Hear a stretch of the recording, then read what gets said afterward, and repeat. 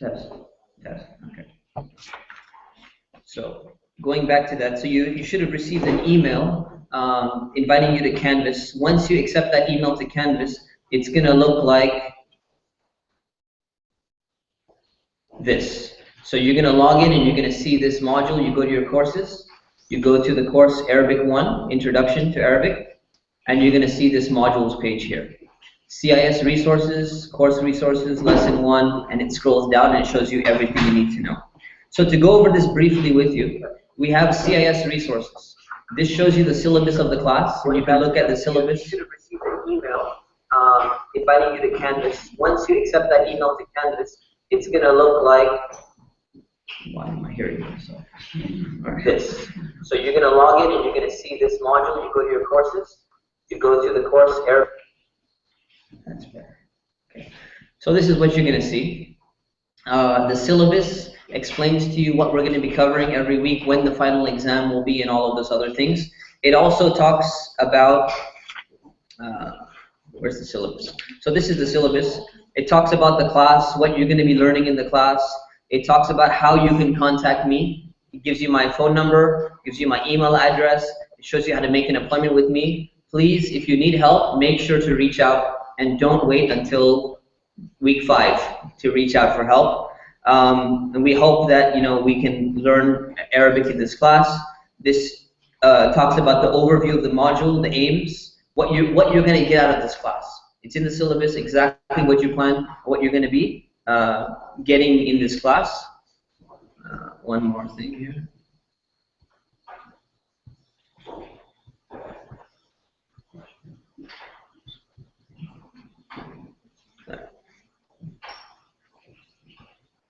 So now that the tech problems hopefully are done. So what you're going to be getting out of this class, you're going to be able to read and write Arabic at an introductory level. It tells you the learning outcomes that are here for the class and the recommended resource. So there's a book that's recommended, and to be totally honest with you, I don't recommend you actually get it. All right, so I had to put some resource there, but I don't recommend you get it. All the notes that you need for this class are going to be provided to you via Canvas. And these are notes that I'm making myself for a book that's going to be published probably very soon.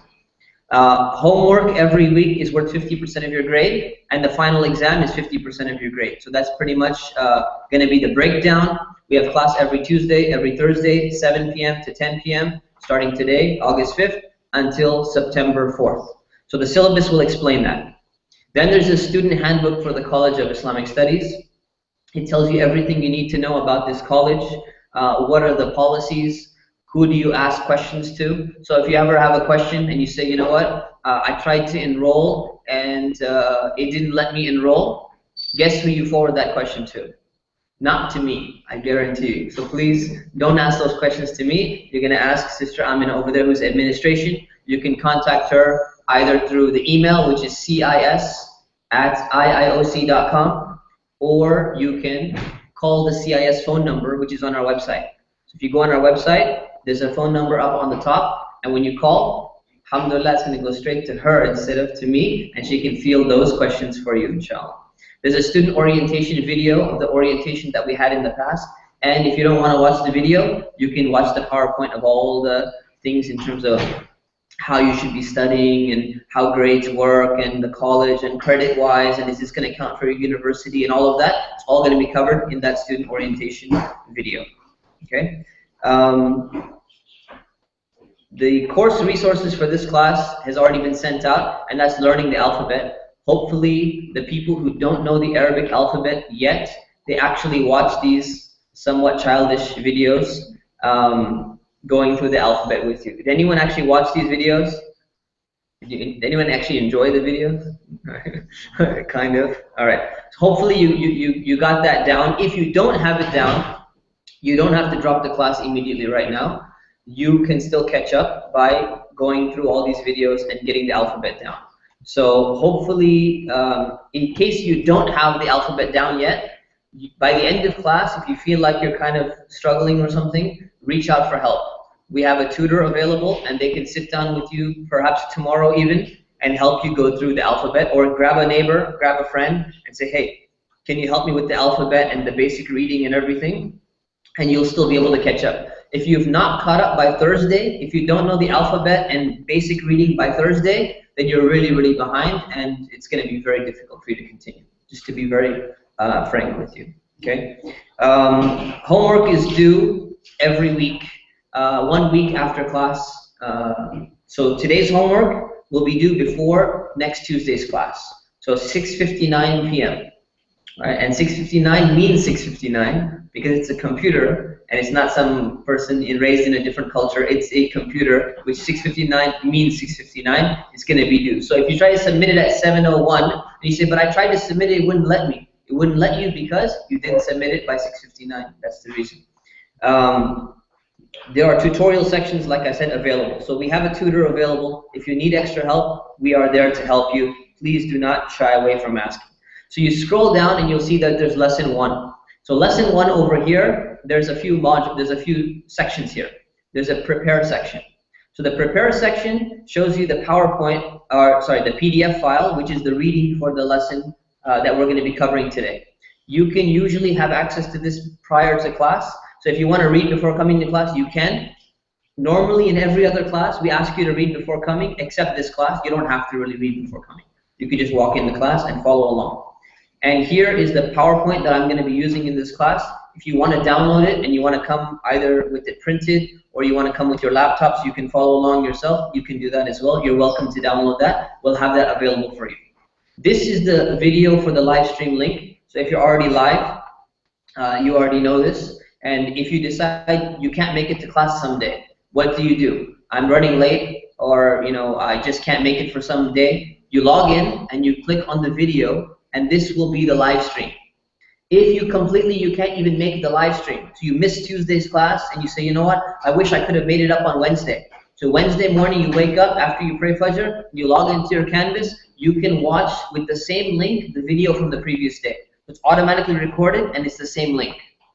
Okay? Moving down, assess. This is your lesson 1 homework check. So where is your homework? Your homework is built into this PDF file here. This PDF file will have all the exercises, all the questions for your homework. The answers, well, first of all, this homework check, when you click on it, it basically says this. It says, when you try to take the quiz, it's loading. Oh, here's the questions.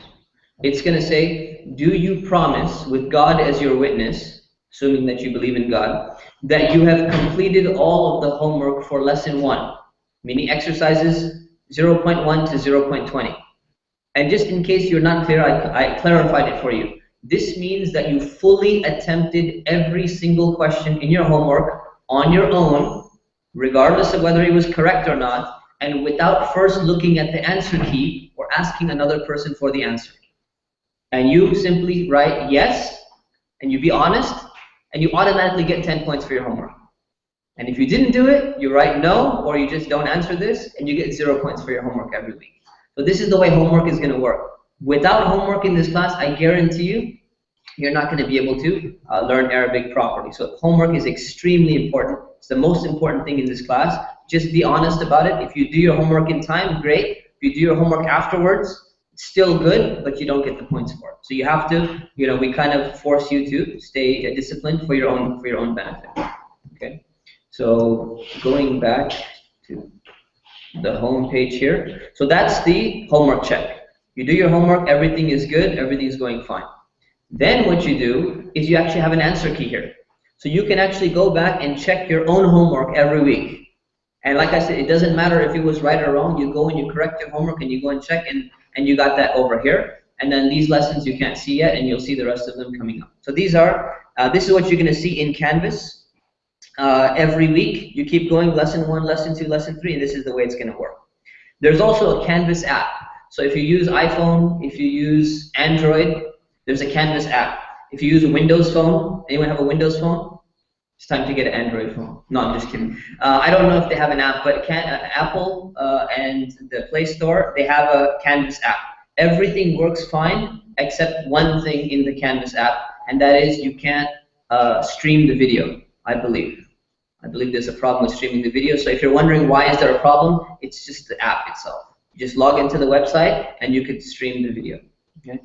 How do you study? These are some general tips. How should you actually study? Well, first of all, it's very important to be humble when you're studying. Humility is a very important thing. And sometimes people find themselves saying, well, I already know this. Especially most Muslims in here who've been Muslim for at least, let's say, 5 years. Say, well, we're going to learn the alphabet. I already know the alphabet. Of course you know the alphabet, right? Doesn't mean everyone knows the alphabet, but yeah, of course you know the alphabet because you grew up in a Muslim family and you're typically from that culture, you learn the alphabet. That doesn't mean you shouldn't be attending day one class. Right? That doesn't mean that you're not going to learn something today that you have not, you knew everything. Or if you relearn something again for practice, it's not the end of the world. So be humble about it, otherwise it's going to be very difficult for you to learn. So yes, you will know some of the things, you just have to have a little bit of patience. So be humble. Number two, ask questions. It's very, very important if you don't understand something that you ask a question. There's a statement among Muslim scholars, they say, there are two types of people who can never learn. Number one, the person who is arrogant, because they already think they know everything. So there's nothing for them to learn. And number two, the person who is shy and doesn't ask questions. And the class keeps on going and they don't understand what's going on and they just pretend like, yeah, everything's good, and they actually don't know what's going on. So these two things, keep these two things in mind. Also, how to study, make sure to come to class with the materials. It's very important to come prepared to class. So those of you who saw the email about line paper and you brought line paper, good. If you saw the email, it said line paper, and you say, I don't really need to bring line paper. We brought line paper for you anyways, because I didn't get this opportunity to explain this to you. But we're not going to do it the second time. So this is a warning for you. Make sure to come to class with materials. Come to class energized and with some focus. I know most of you work, and you're probably coming from work, and then you're coming over here, and it's difficult. It's been a long day and everything. But this is a really intensive class. CIS is already intensive, and this is an intensive 5-week class. That's even more jam-packed. So you really need to come to class with the focus. If you need to drink your Red Bull, you need to drink your coffee, we even have coffee in the back for you. Make sure you come prepared because it's going to go fast and you need to be focused. Okay, so just remember that. Remind yourself, get yourself psyched up when you come into class. The next point is struggle with the homework. You literally need to struggle with the homework. If you think that you're just going to do the homework and it's just going to fly by easily, you're mistaken.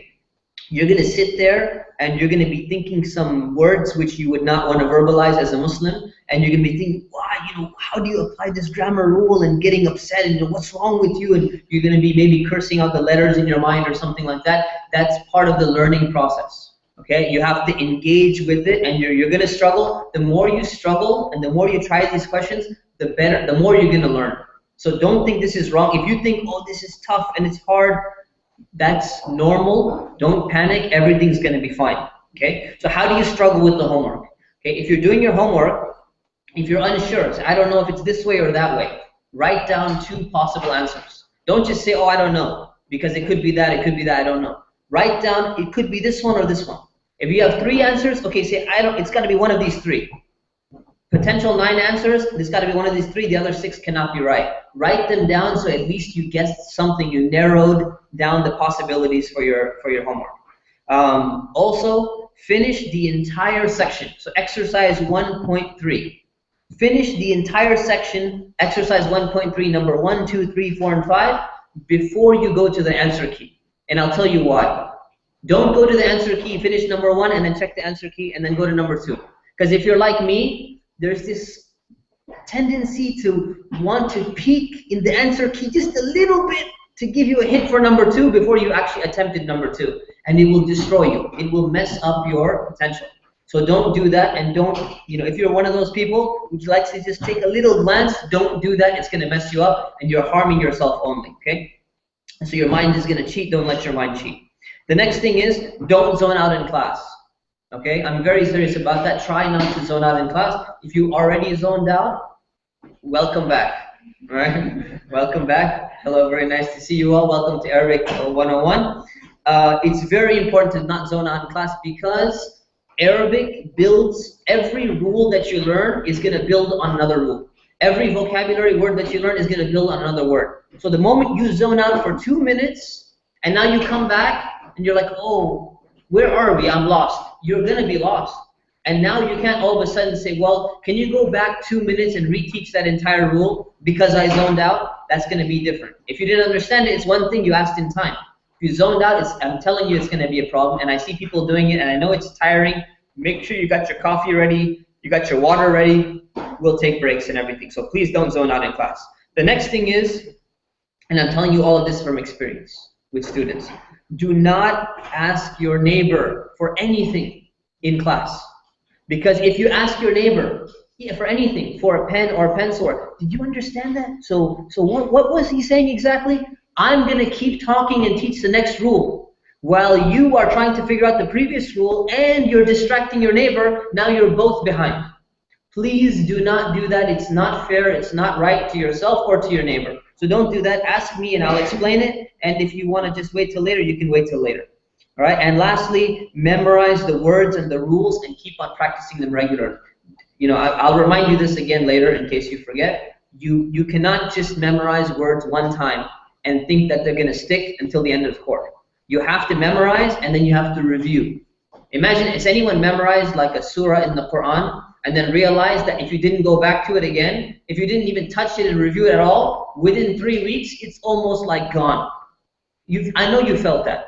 Right? You try to memorize anything, and if you don't review it, it's going to be gone. So it's very important you understand the process of review. Okay? Expectations. These are my expectations from you all, and then I'm done with this. My expectations is that you come on time, number 1. Number 2, I expect you to study hard. Number 3, I expect you to raise your hand when you have a question. Number 4, we will have a Q&A session at the end of class. If you have any other questions, you can come to me personally or call me or whatever it is. And number 5, please treat this like a real college. Okay, I know some people come in and they say, oh, this is a masjid and we can, you know, do something differently or whatever. This is not your average masjid lecture class. This is not your motivational class. This is not your tafsir class, your Quran class or something. This is a college class. It is accredited. There are credits being given to the people who are enrolled for credit. So please treat it like a real class, not something just casual or something like that. If you just want to come, you're auditing student, you're not taking it for credit, that's fine, but just make sure everyone else who's enrolled for credit, take it very, very seriously, please, okay? Any questions before I get started on the notes? Any questions? We're clear? Okay. All right, so let's see if this PowerPoint will open. Yes, go ahead. What if you feel like sleepy? Yeah, if you feel sleepy or something, you need to get up, go ahead and get up, go in the back, grab some coffee, throw some water on your face or something like that. That's perfectly fine, inshallah. So this should be here. Yes. Okay. So Arabic 1, summer 2014. So people learn language for different reasons, right? Some of you may be learning the language because you think the Middle Eastern culture is cool. Some of you have Arabic family members. People learn for political reasons. Maybe you want to go work for some governmental agency or something like that. Please consult with me before you utilize this knowledge for that reason. And other people, most people, I'm assuming, that are coming to learn in the College of Islamic Studies Arabic are learning it for the purpose of the religion, trying to get a better understanding of the religion, trying to focus more in prayer and all of these things. So this class actually is catered towards that audience. So what you're going to find is, the title of the book that we're going to be publishing is called Islamic Arabic. And you can get a feel, this class is kind of like Islamic Arabic. What that means basically is that the core of what we teach is catered to people who are really trying to understand Islam better, and that's why they're taking this class on Arabic. So the vocabulary that we choose is going to be religious in nature, where you'll find in a university that you take it, the vocabulary will be like, you know, the United Nations, like first day of class. If you ever taken an Arabic class, there's a book called Al-Kitab fi Ta'allum al-Arabiyya. Day 1, you learn Al-Umam al-Muttahida, United Nations. We're not going to teach you a word like that on your first day of class. There's going to be more, you know, religious vocabulary initially. The grammatical rules will be almost the same, but more grammatical rules which kind of focus on classical Arabic, and the sentences will also kind of have a religious element to them. And that's because this is kind of like a seminary at the College of Islamic Studies. So it's a little bit different than some of the other classes that are out there. Many people try to learn Arabic. Many Muslims throughout the world who don't speak Arabic try to learn Arabic, and a lot of them end up failing. Even though they're very educated, they're doctors, they're lawyers, they're engineers, they've studied particle physics, they've studied psychology, they've studied sociology, they've done all these things, they try to learn Arabic, and for some reason they just can't learn it. So I think that there's two reasons behind this potential failure. First of all, anyone who tries and is not able to, from a religious perspective, we hope that Allah is going to reward them. So they're going to get rewarded for their effort. But there's usually two reasons why people will fail. Number one is because they want to learn. You know, like everyone wants to learn, memorize the Quran. Everyone wants to know everything about Islam there is. But there's a wanting to and a wanting to, right? So they want to, but they don't have that discipline, that dedication to really just keep on studying. Especially not when you don't have like a degree coming, or you don't have pressure from your family. You better finish medical school, you better finish that law school after the money we invested in you, or something like that. You don't have that outside pressure. That's one reason. And the second reason is because they attend classes which are often very slow, or the methods of teaching are very inefficient or impractical, and they make you just memorize a ton of grammatical rules, or just memorize a ton of vocabulary, and not being able to process any of that, and people lose motivation.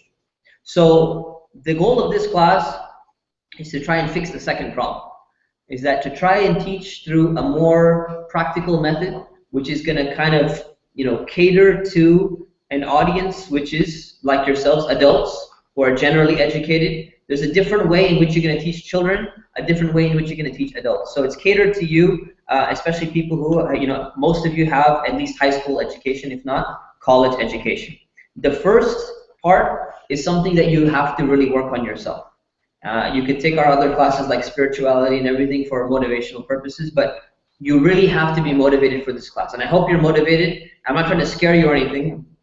This is my way of motivating you. You should be really motivated and dedicated, to do your best in this class. Okay? So that's what we're going to try to cover in this class. Why you learn Arabic?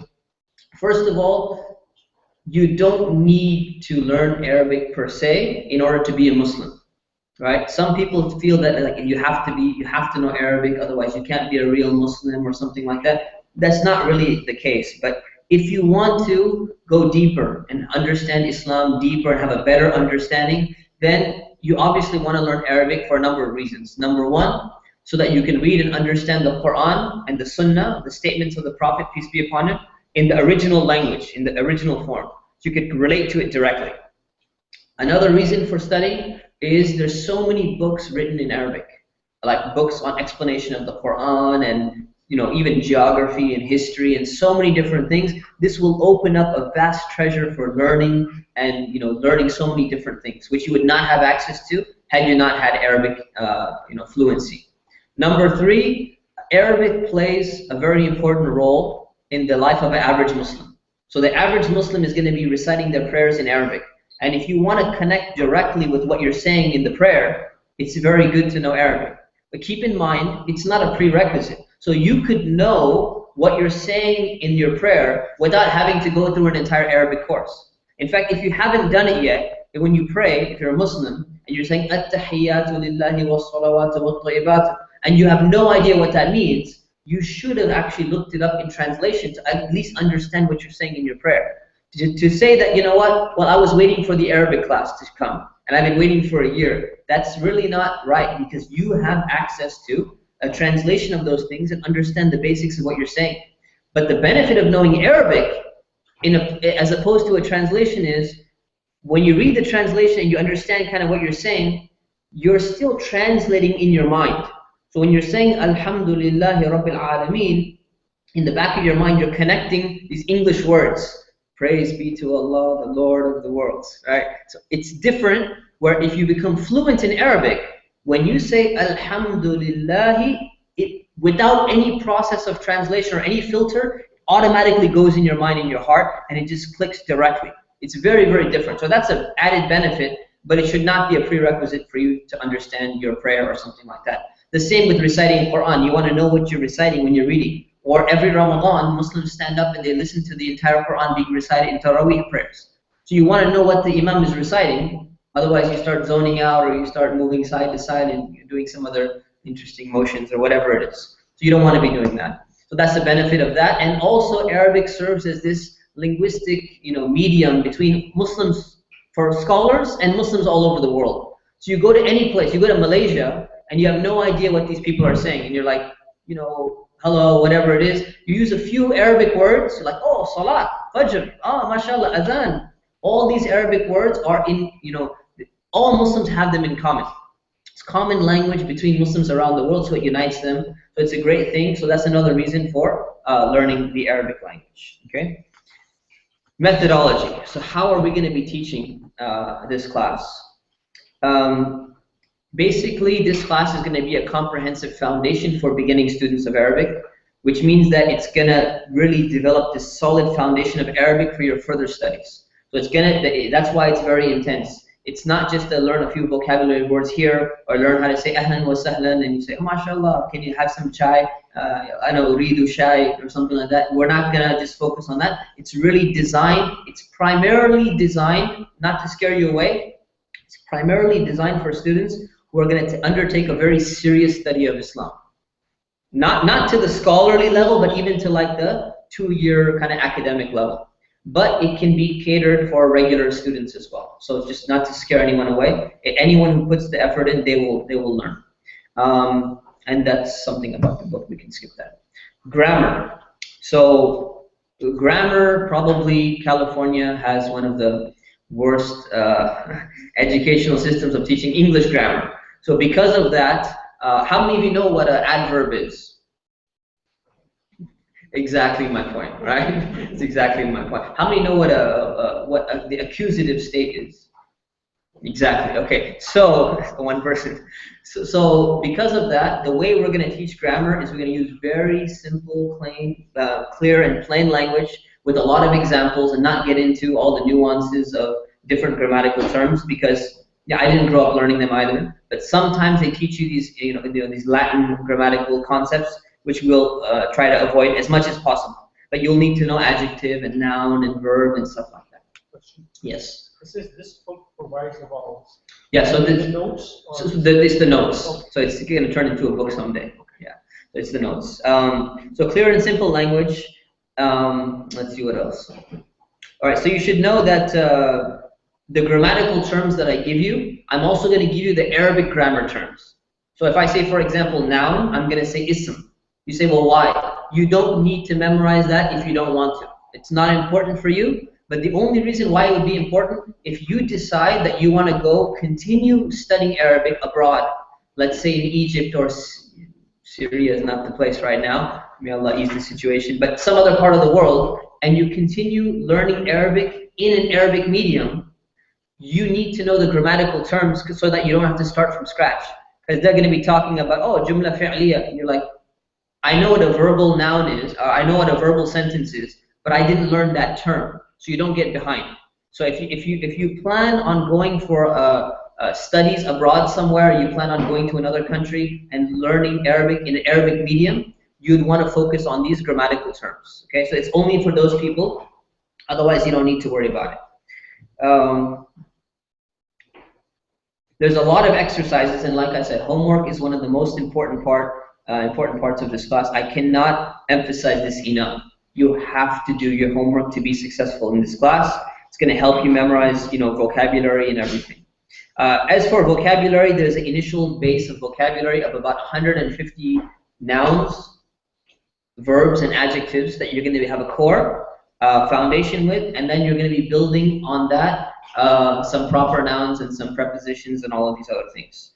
Where does this vocabulary list come from? Like I said, I don't like the idea of learning the word United Nations on the first day of class. Very, very annoying to me, and why every single university around the country does this, I'm still having difficulty grasping this idea. So where does the vocabulary set that we're going to be studying come from? What I've done basically is I've gone through a search, lexical search of the entire Quran, and looked at the most commonly used words in the Quran, and taken lists that have been prepared by scholars of the English language, and taken the 1,000 most commonly used words in the American language, because we're generally Americans, And we have a different way of speaking and talking about certain words. And what I've done is I've taken these two lists and I've overlapped them and I've combined them together and extracted 150 words, which are very, very commonly used words that you're going to need to know in your core vocabulary set. So what you're learning, basically, sometimes you think, well, do I need to know this word really? Am I going to use this? I guarantee you, you're going to use the words that we're learning in this class because they've been hand-selected. And literally, I've been working on this for the last 10 years. So this has really racked my brain in choosing a vocabulary list. So trust me, a lot of work has gone into it. All right. So just know that the vocabulary has been hand-selected for a certain reason. The focus of this book is to read and write as well as to speak and listen. So there's 4 skills in language: reading, writing, speaking, and listening. But I want you to understand something. Reading a book and listening to Arabic is a skill which involves information entering in to your mind and being processed by your brain. So it's basically internal. It's something where you absorb the language into your mind. If you want to write or you want to speak, it involves the exiting and production of information. So these are 2 separate skills. Reading and writing, reading and, listening, and writing and speaking. 2 separate skills. One is input, one is output. So what you want to do if you want to get fluency in a language, you want to make sure you have a good balance of input and output both. So that's why we're going to be doing a lot of writing and everything. But what happens is, if you focus on one input skill, it automatically exercises the second input skill. And if you focus on one output skill, it automatically exercises the second output skill. So here's the question. If we wanted to choose which area we're going to focus on, are we going to focus on reading or listening? So you might think we should focus on listening, but we're not. We're going to focus on reading. And the only reason why we're going to focus more on reading is because it's easier. And I'm going to tell you why it's easier, because if you come out and you say, well, I thought we were going to be speaking more in class. I'm going to tell you why we're not going to be, and I'm going to justify it for you. So reading or listening, we got to focus on one skill. Why is reading easier? Because you have something written down on the paper, and you're going through it, and you get your own sweet time in trying to figure out what it is. You can go back and reread it. You don't know what that word means, you go back again, you reread it, and you take your time on one sentence. If we were speaking and you were just listening, I say the sentence one time and it's gone. Either you got it or you don't get it. You can't rewind me. Except, well, on the video you can, but you can't, you generally can't rewind a person, right? So what do? This is why we're going to focus on that one skill set. Now that you know that, what do you think it's easier to do, write or speak? Right, because you get time to think. Okay, I want to write this with the correct grammar. Which word should I use? In speaking, you have to just get the sentence out there. You can't just sit there and wait for the person to do it. So that's why there's going to be more emphasis on reading and writing, even though while you're reading and writing, you're developing both skills, input and output. Your reading automatically develops your listening skill, and your writing automatically develops your speaking skill, but it's easier on you. It just makes your life easier. So I want you to understand that. It's different from Arabic classes, but there's a philosophy behind it, and there's a reason behind it. So if you want to acquire true fluency in a language, you need to have both input and output skills. Some tips for learning, and you're going to have to go back to this once we actually start the learning process. Memorization. When you're learning a language, you simply have to memorize. You can't just sit back and relax and just hope that everything comes in. If you do, there's certain ways to do that where you just keep on listening, watching movies or something, and you absorb it, but it takes longer. And we don't have that much time. So you have to memorize, and most people will say, well, I'm old now, come on, this is an adult class. I'm in my 40s, I can't memorize, I have a bad memory. I want to explain something to you. No one who's normal, sane, healthy has a bad memory. Nobody has a bad memory. They just don't know how to utilize their memory. There are certain ways to actually train your memory or teach you how to memorize or how to remember things and how to keep things in your mind. So there's certain ways, to go about that. There's no magic formula, but you kind of got to figure it out. There are many people, what they'll do is they'll say, I want to put the time in for the class. So you're going to take a word, I give you a word, let's say I give you a word of talib, and you don't know what it means. So you're going to write talib, and it means student. And you're going to stare at the word, and you're going to repeat 100 times. Talib, talib, student, student, talib, student, talib, student. And you can sit there and repeat it 1,000 times. And then I invite you to a cup of coffee, and 10 minutes later, hey, you know what the word, you know how to say student? I forgot. Totally forgot. I did it 1,000 times. I sat down and did it 1,000 times. It's not because you didn't put the effort in. It's because that may not be the way that works for you for memorization. So you may be putting the effort in, but you're putting the effort in something which is not productive. So if you find yourself doing that, ask about memorization techniques because you're doing it wrong. And you say, this class is impossible. You want us to learn 15 vocabulary words? I did each word 1,000 times and I couldn't remember it. It's not because your memory is bad. You don't have a messed up mind or something. You just don't know how to memorize, and you need to learn how to memorize. And you can get help with that. You can see some books by Harry Lorraine. He's got some interesting mnemonic tricks and all that. They're good. They work for sure, but they take a little bit of time. You can go and look at memory books and all of that. There's different ways of memorizing, but remember, you can memorize. You just need to learn how to memorize effectively without wasting so much of your time. So if you want, I can teach you some of that if you're having trouble with that or something like that. Okay. So memorization is very important. Here's one way you can memorize. Write down the words on a flashcard. Right. Make a little card. Write down the word Arabic, and then on the back you write the English down. Very simple flashcard procedure. But which one do you start with? So if I give you the word right now, you don't know the word صغير. صغير means small. Okay, so you got a flashcard and you write the word صغير on one side, and you write the word small on the other side. So you got your Arabic and you got your English. Now, which side do you go, and how do you check yourself first? What you do is, the first thing you do is you want to memorize. You want to look at the Arabic صغير and be able to tell that صغير means small. So you go from Arabic to English translation first. Why? Because it's easier. It's easier than the opposite, okay? Because the Arabic word is there for you. Arabic is the foreign language for you, right? So the Arabic word is given, and you're going to be producing a language translation that you already know. You know English. So you know the English, so small. Once you keep practicing this, you take a break. Go do some other activity. Go recite Surah Fatiha, go pray, go do something, and then come back and test yourself again. Do I still have it down? If you don't, you're going to find that, oh, I lost it. So you go and you check it again. Oh, صغير means small. Okay, I'm going to go I took a 2-minute break. Now I'm going to take a 4-minute break. Come back and see if I remember it. You go back and you check again. Okay, صغير, it means big. Oh, it means small. Okay, I was close. You got closer now. Now you go and you take a 10-minute break. And then you come back and you try it again.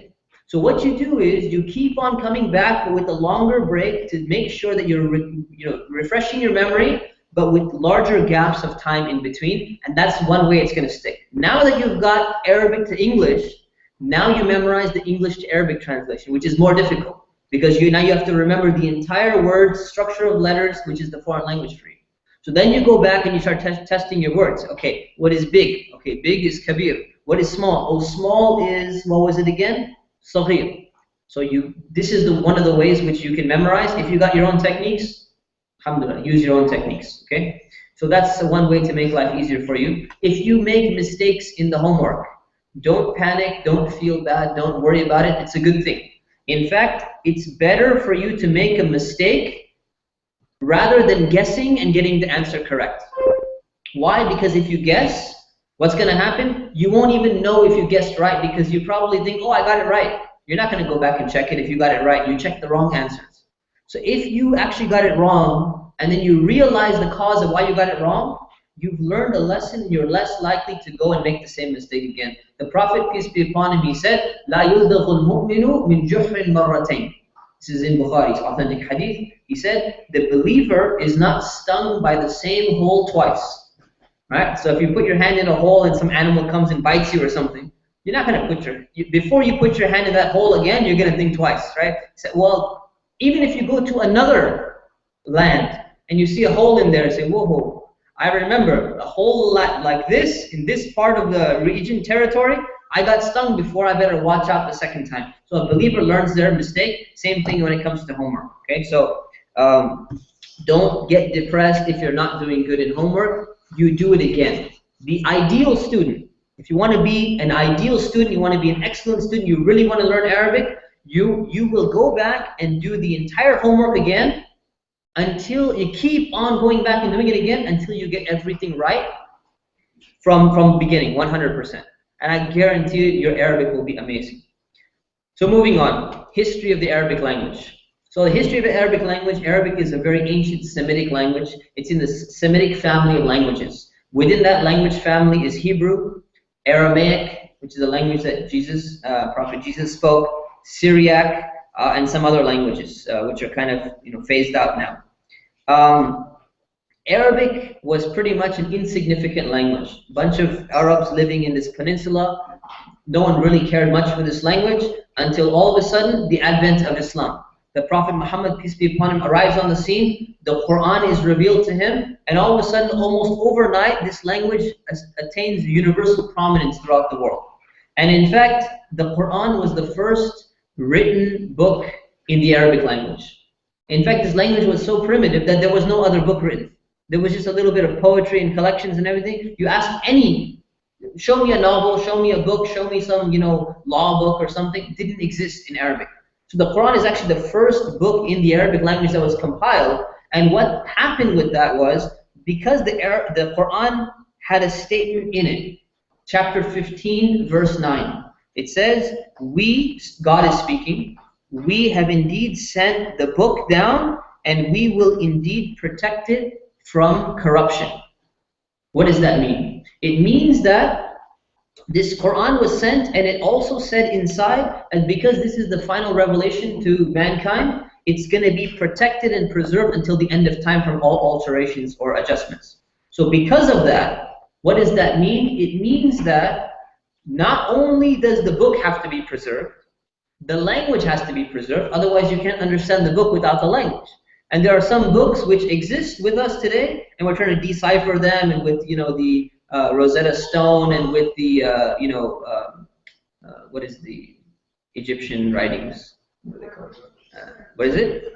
Hieroglyphics. Thank you. Hieroglyphics and all that. We're trying to decipher some of these things, but still we cannot get everything down because the language has not been preserved properly. So this verse and the preservation of the Quran implies the preservation of the language, which also led to the stabilization of the grammar of the language from changing over time. And that's why Arabic grammar, even today, throughout the world, is still one of the most stable languages of historic times. And the reason behind it is because of the importance placed on preserving the Quran. Question? 15:9. Yes. So people that don't believe in Islam, atheists, and things like that, do they still acknowledge that the Quran was the first book in Arabic, or is that just... No, this is universally accepted. This is, regardless of what religion you are, the Quran was the first book in Arabic. The Arabs didn't produce anything else. So this was the first book that they had. They had a few writings, like writing on a rock or scroll or something, but not anything that even comes close to even a booklet. So that was the language, and it was codified in its grammar, and it served as the linguistic medium for the language of learning throughout the Muslim world for centuries. And that's why some of the greatest philosophers, mathematicians, scientists, they were all using the Arabic medium. In fact, even Jewish scholars were using the Arabic medium when they were living in Spain, like Moses, Maimonides, and others. So Arabic was a very prominent language. Over time, modern Persian and Turkish kind of started displacing the monopoly that ancient Arabic had, or classical Arabic had, over the Muslim world for political reasons and other cultural reasons. But Arabic has and always will remain the language of learning in the religious field of Islam among Muslims. And that's why Arabic is a very important language. Modern written Arabic, there's something called Modern Standard Arabic, MSA. MSA is not the Muslim Student Association. So it's also Modern Standard Arabic. So a common question people ask is, what's the difference between classical Arabic and Modern Standard Arabic? Pretty much the only difference is in the word usage and the style of sentences. The style of sentences and kind of the words that you're using, but the grammar for the most part is exactly the same. So that's so you could pretty much teach classical and modern Arabic in the same time at the same class, and that's actually what we're going to be doing. We're going to be using modern words, maybe not in this class, but in the next class. Like you will learn shai and qahwa and how to order coffee and all of those things, because you can actually learn both from the same class. Okay, so let's see, what time do we have? 53. Let's just go to the next slide. Okay, so this is the alphabet. So hopefully we're about to break in a minute for prayer. This is the alphabet. Hopefully you got it down. Let's just go through the alphabet one time. And as you noticed in my email, I said it's very important to memorize it in order. All right. So did I explain why it's important? I did explain why. So why is it important? Did anyone read that email? Okay. So I think it was in the email. Okay. Anyways, it's important to learn the language, the alphabet in order, so that you can eventually use a dictionary. Can you imagine trying to use a dictionary if you didn't know A, B, C, D, E in order? Very difficult, right? So you don't have to have it down right now, but you have literally 15 weeks to get it down in order. But you have to have the letters at least. So let's go through it one time. Some of you know it in Persian. Some of you know it in Urdu. And you're going to start saying be and ze and all of these things. Readjust your tongue to get the Arabic alphabet down. So let's go through it.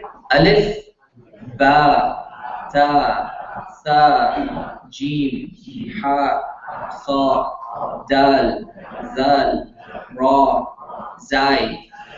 Caught you on something, right? Zai, sin, shin, sad, dad, ta, ظا, عين, غين, fa, qaf, kaf, lam, mim, nun, ha, wow, ya. Let's take a break from prayer and we come right back after prayer.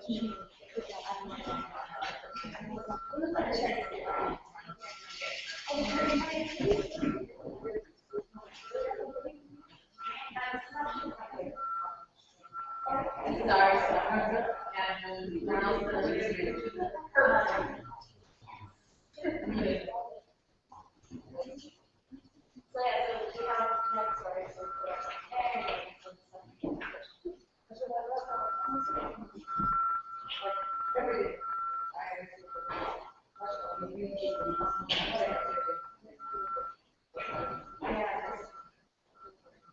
school, yeah, we did.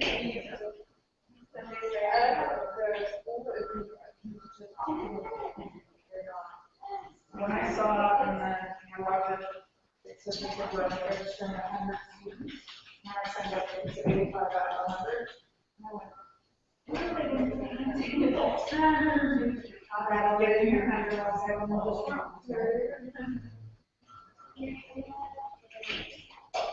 you live around here? Yeah. Where? Oh, okay. Huh? I'm over there. Oh, wow. There is tea, so what you do is the chai is also black.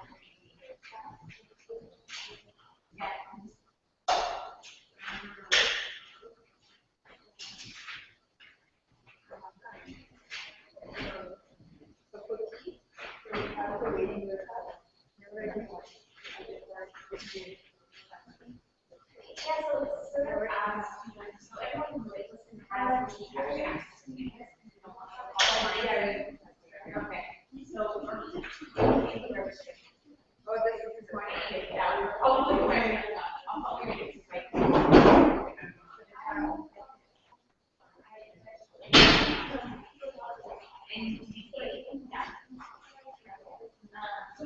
What is it?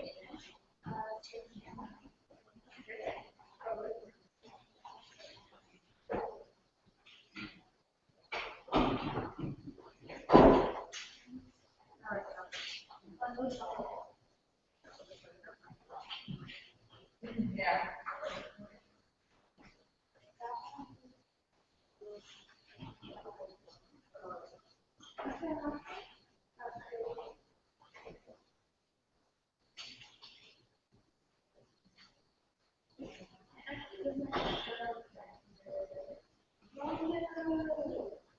Wait, you don't have to have it there? I thought they just turned on. Wait.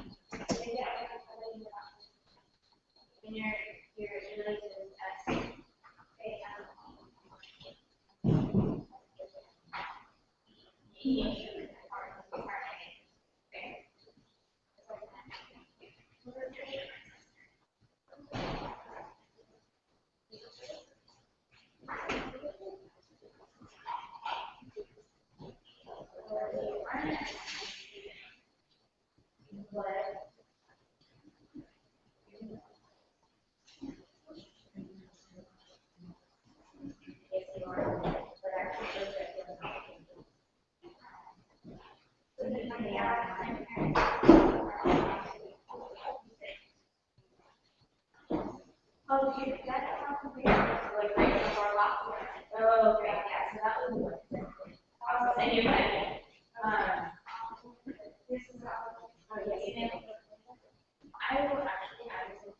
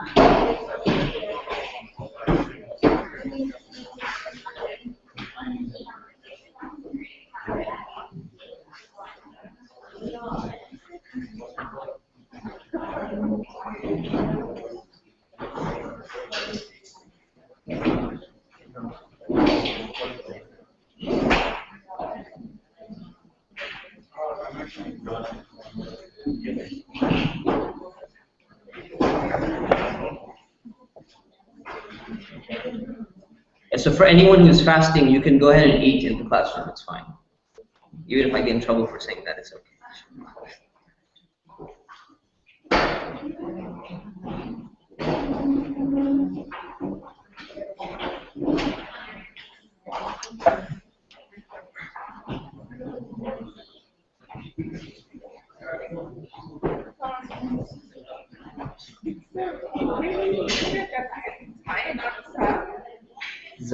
Zai is Zai. Yeah.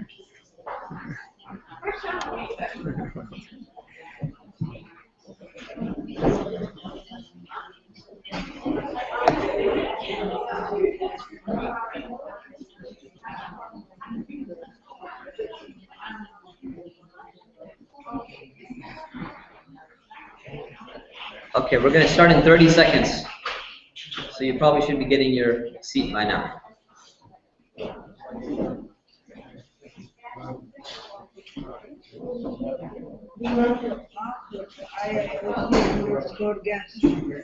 Nobody knows it. So why don't you look at them? Ask Aziz. Huh? Ask the Malaysian guy. Right there, standing. He knows it. Just ask him so he can tell them. Which guy? The one who just walked out the door. Which app is Canvas? Canvas by instruction. This one, Yeah. you will have all the homework and everything. Everything on this one. Thank you. Your ex-video man?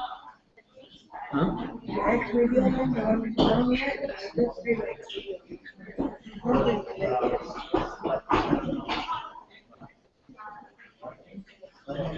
Okay. Bismillah ar-Rahman ar-Rahim. Let's resume. So we got the alphabet down, hopefully.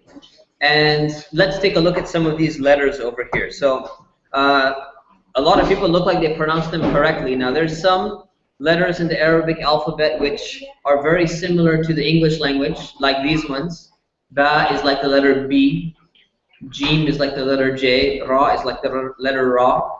Right? And then some of these, like Ta, it's close to T, but it's not the same sound. Tha is close to like this TH sound, but it's not exactly the same sound. So some of the letters, about half the letters in Arabic, they have almost the same sounds as the English sound. But almost half of them don't have the same sound as the English sound. So learning how to pronounce these letters correctly and like properly is actually an art. It's actually a science in Islamic studies. It's a science that's known as tajweed. Okay, tajweed. And tajweed is basically the way in which you pronounce the letters and some other rules. And the reason why it's so important is because the Quran is the special book of the Muslims. And it's supposed to be recited in a specific way. So it's taken, there's a lot of precaution and precautions and rules and artistic melodies and all of these things that are used in the science of tajweed. So for now, you don't need to worry too much about pronouncing the letters correctly, because that's not what this class is about. We have an entirely different class for that, which is called Quranic recitation. If you want to get your letters down, you can go ahead and take that class or join another program or something like that. For now, just be able to identify it. So you know what? If you're saying ha, if you're saying here ha, and then here you're also saying ha, for this class you're okay, even though you're supposed to put more breath in there and say ha, right? If this ha is coming out like a ka or something like that, you're still going to be okay. So don't worry too much about the pronunciation of the letters. Just know that it takes a long time to get some of these letters down. I remember when I was like a teenager and I was trying to relearn Arabic, it took me like 6 months to get this ayn down. You have to just constrict the back of your throat and everything, get the ayn, It's not normal, so it takes some time. So don't worry about that. Just know that it is an important science and it's something that's important. Okay? So these are the letters that we've covered. These are the consonants in Arabic, 28, 29 if you count Hamza, but that's a letter we're going to learn later on. So let's go straight to exercise 0.1 to test yourself to see if you really know these letters or not, out of order. So remember, in Arabic, you're going to always be reading from right to left, top to bottom like normal. So you're going to start from the right and go left and start reading. So you're going to do this on your own. So what I want you to do is I'll do the first two for you, and you're going to start doing this on your own, just whispering loud enough to hear yourself and not disturb your neighbor, just to see if you got the letters really down, or you thought you had them down when we were doing it as a group and you realize you actually don't have them down. So let's do the first two. Zal, Dad. You continue. Do it now. So you whisper to yourself to see if you got the letters down.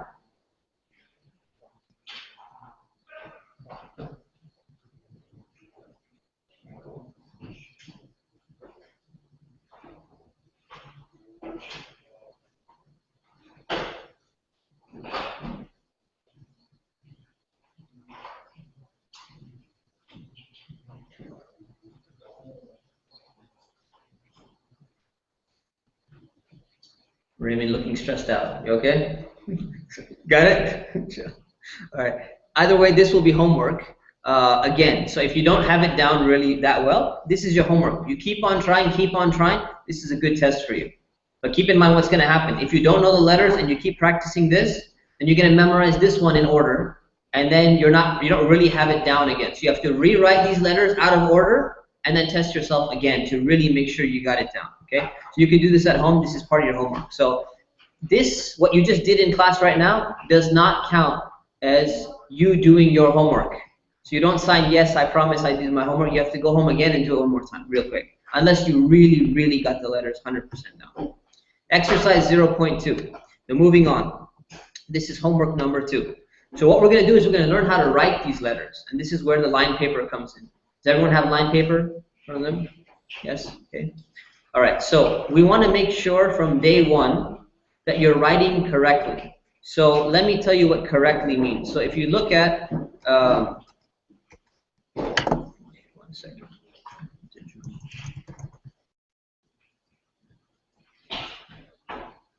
See, correctly means, in school they teach you how to write the number 8 like this, right? You start without lifting your pen.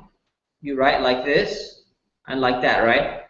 That's how you're supposed to write the number 8. But there's always some people, they're going to write these 2 circles and the teacher gets upset with them, right? And they're going to keep on doing it anyways, right? You know who you are. And you're supposed to write the 5 like this, right? And then you connect it from here. And there's always going to be those people who go from here and they make this. It almost looks the same, but it's good practice to follow some of those rules, right? So we're going to learn some of those rules when it comes to Arabic. So you start with the alif, start from the top, and you just go down. You just go down. Simple as that. You see a little curve because it's calligraphy. Don't worry too much about the calligraphic style. You just go down. The ba, you start, number one, you start from top right, go down like this, bring it up, and the dot comes afterwards. Right? So we got the ba, start from the top here, go down, bring it up, and then you put the dot, and you're good to go. Ta, same exact thing, except the two dots go up here. Right? So keep practicing this. Got your ta. Trust me, writing on a digital pad is much harder than paper. And you got your tha, same thing.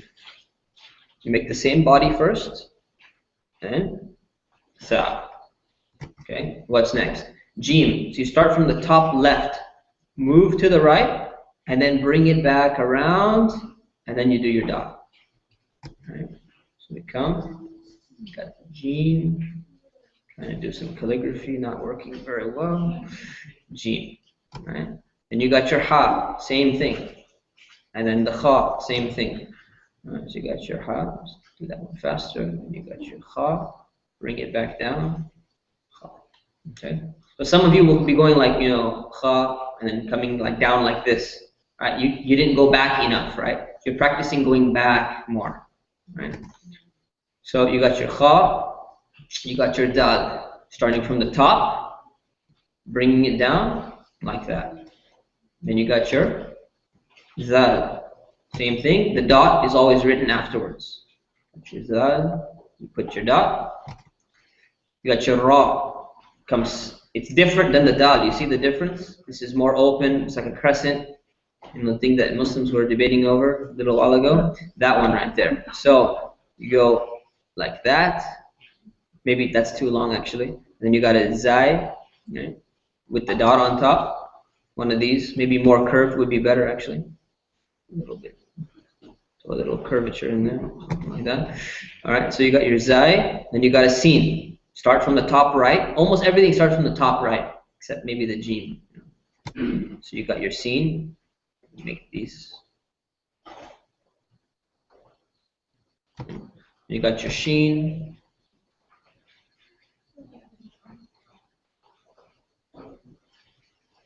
Right? Then you got your sod. You start from here, you go around, bring it up, and then come back around. So you got your sod, got your mod.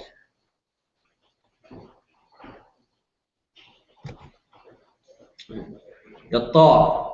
So if you're not used to writing, you want to start with good practice. So just look at this ta here. It actually starts from here. This is the number one. This is document is uploaded, by the way. Starts from here, you loop it around, you come back, then you lift up your pen, go to the top, and bring it down. So this is what you're supposed to do. You go like this, and then you bring it from the top down. Okay? And this is good practice to start with. I'll tell you honestly how I do it, and I'm just kind of stuck in this habit. I'm trying to kick it. I just start from the top and go like this. Okay, but that's not the right way. You should be doing it. So don't learn bad habits from day one. And you do the law. Right. Same thing. And then the ayn. So how do you make this ayn? You do not make a backwards number 3. So you don't go like this. Okay. What you do is you go 1, lift up your pen, and then start from the top, and then bring it back down again like this. So you go down like that, and then you lift it up, and you bring that around. Okay. And then ghain, same thing. Like that, lift up your pen, and bring it around. We'll try to organize a calligraphy class soon, someday. Then fa. You start from here in the middle, make the loop. Make sure the fa has what's called a neck in Arabic. It's got to have this little, so it's not stuck to the bottom part of it. It's got a little neck right there. So you got your fa.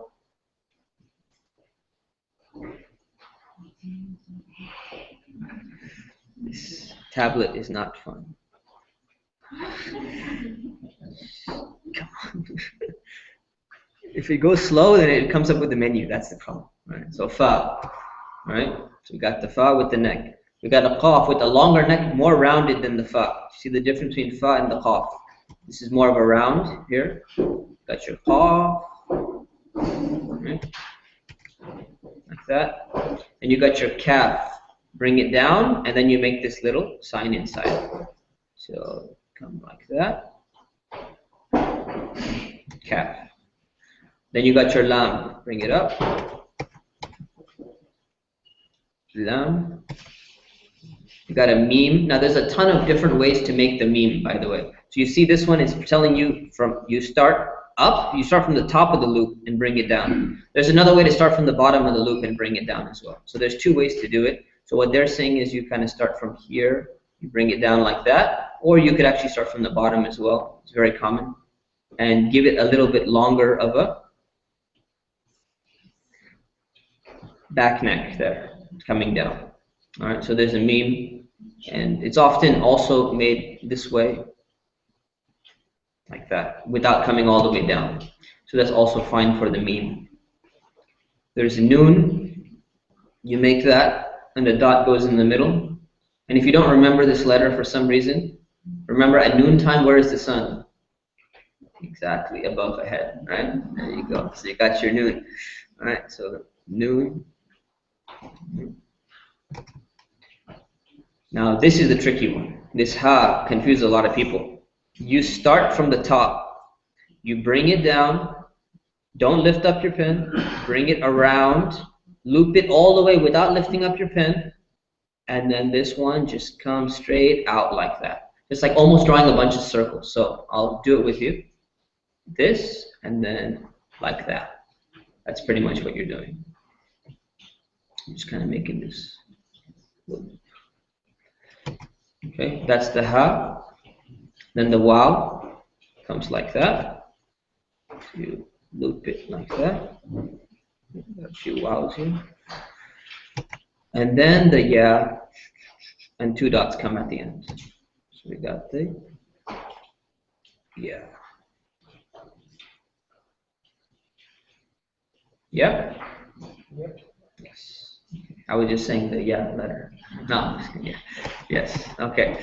So we're good. That's exercise 0.2. You wrote out the alphabet, making sure to follow the letter formation guidelines. These are the letter formation guidelines. So you're going to go back, and when you're doing all your other homework, you're going to make sure to download this and check and make sure you're writing correctly, just to remind yourself if you don't got it down. Let's move on. Any questions on writing so far? We're clear? We're good? Okay. Writing on the line. The next thing we got to learn is about writing on the line. So we want to write the following letters on line paper, making sure to correctly place them above or below the line. So take a look at English, right? So in English, you have the letter J. Now imagine I want to write exactly on the line, right? Would I write S, P, E, C, I, A, L? Which letters are messed up? The P and the L. They're not written on the line correctly, right? What about if I wrote a J like this? Is that the way we write the J? It's got to be a little above the line, right? So a little bit is below, a little bit is above. Arabic is the exact same thing. Some things are a little bit below, some things are above. The S is exactly on the line, C is on the line, doesn't go all the way to the top. Same rules apply, but we just have their separate Arabic rules, right? So you just need to learn those rules as well, so we'll practice them. There's a chart right here which shows you how to write the things on the line. So you see this letter, these are the, don't worry about these ones for now. Just worry about these grayed out boxes. See the alif? Where is it written? Exactly on the line, right? So let's just practice this alif real quick. Let me clear this screen. Okay. So alif is on the line. What about the ba? So that part of it is on the line, but the dot of the ba is under the line. It's very important to practice this. So you get this, and the dot goes below the line. Everything else above the line. The ta, same thing. The base of it, this little boat thing, whatever you want to call it, The 2 dots go above, it's on the line. So take a guess what that would be. Exactly the same thing, right? These are all like a family of letters. So that's below the line. So that's wrong. Right, so there, above the line. Jim. See, part of it is above, part of it is below, and the dot is slightly below. So you make that Jim, and you make sure you're writing properly on the line. Like that. That could be actually lower. Except this pen is very difficult to write with. There. Right? Ha, same thing. Kha, same thing. Okay? Let's go to Dad. It's got that part, so it's got the first circle above the line. The little line comes above the line, this little thing here, and then it goes below the line. Go back to Dad, or Sad and Dad, comes up. We got it. Exactly aligned the way it should be on the line. Sad and Dad, same thing. Okay. Going back, we got Ta and La. So these are exactly on the line. Write these guys like this. And then this.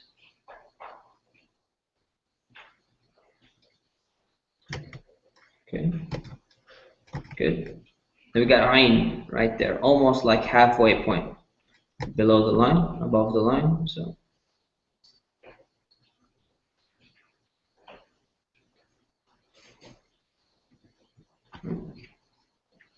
we got our Ain, we got our Ghain, we got our Fa, completely above the line.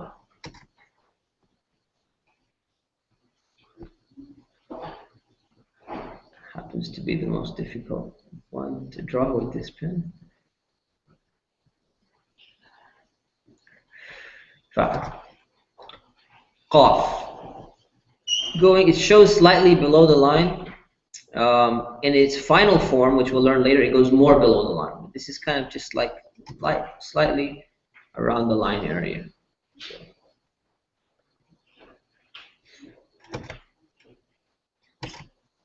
All right, moving to the next page. And by the way, again, like I said, this is available for download. You will have this in one sheet. You got your dal, you got your dal. On the line, dal, dal. All on the line, your raw. Okay, so you get the point. So I'm going to allow you to do this for your homework at home by yourself. So all you do is you go back here and you say, oh, what is homework exercise 0.3? Well, I got to write these. So you go Zal. Okay, well, where is that on the line? You check your chart. Where is it? Zal is written on the line. So you go ahead and you write it on the line. Go back. Dad, where is that? Check your chart. Dad is part up, part down. You write it, you check your answer, you make sure you're doing good, and that's it. So you just follow it, and you keep on practicing. You don't have to like memorize, okay, if I ask you right now, is the sheen above or below the line? I don't want you to conceptualize it in your mind. You practice it, it'll just come naturally, and you don't need to worry about it afterwards, okay? So just practice this at home. This will be part of your homework. Moving on, connected letters. So if you have learned cursive, anyone learned cursive when they were in elementary school or something? Okay. Do you remember cursive is the letters are written together, right? So you write, I don't even remember how to write cursive. Okay. R, okay. Not even gonna try this. S, P, E, C, what is it? I, A, L, something like that, all right? So what do you see? The S, the P, the E, they're all connected to the following letter, but the C is not, right? It's, I guess, if this cursive is correct, or was it supposed to be connected? It's supposed to be connected. There you go. Okay, never mind. So in Arabic, there are some letters which are not connected, but most of them are connected like cursive. So what you got to do is you got to figure out whether they're connected or not and how you connect them. So what we're going to do is we're going to take these letters. So look at these letters. What letter is this? Mim. What about this? Ha, this one, Mim. This one, Dal. So when you take these four letters and you want to connect them written together, like a cursive type of thing where you combine them, what you're going to do is you're going to start looking back at this chart. This chart says, we were looking at this gray part first, right? This chart says, at the beginning of a word, the alif is written like this. In the medial position, the alif is written like this. See how it connects to the previous letter coming out? And at the end position, it's also written like this. The ba has a beginning position, a medial position, and an ending position.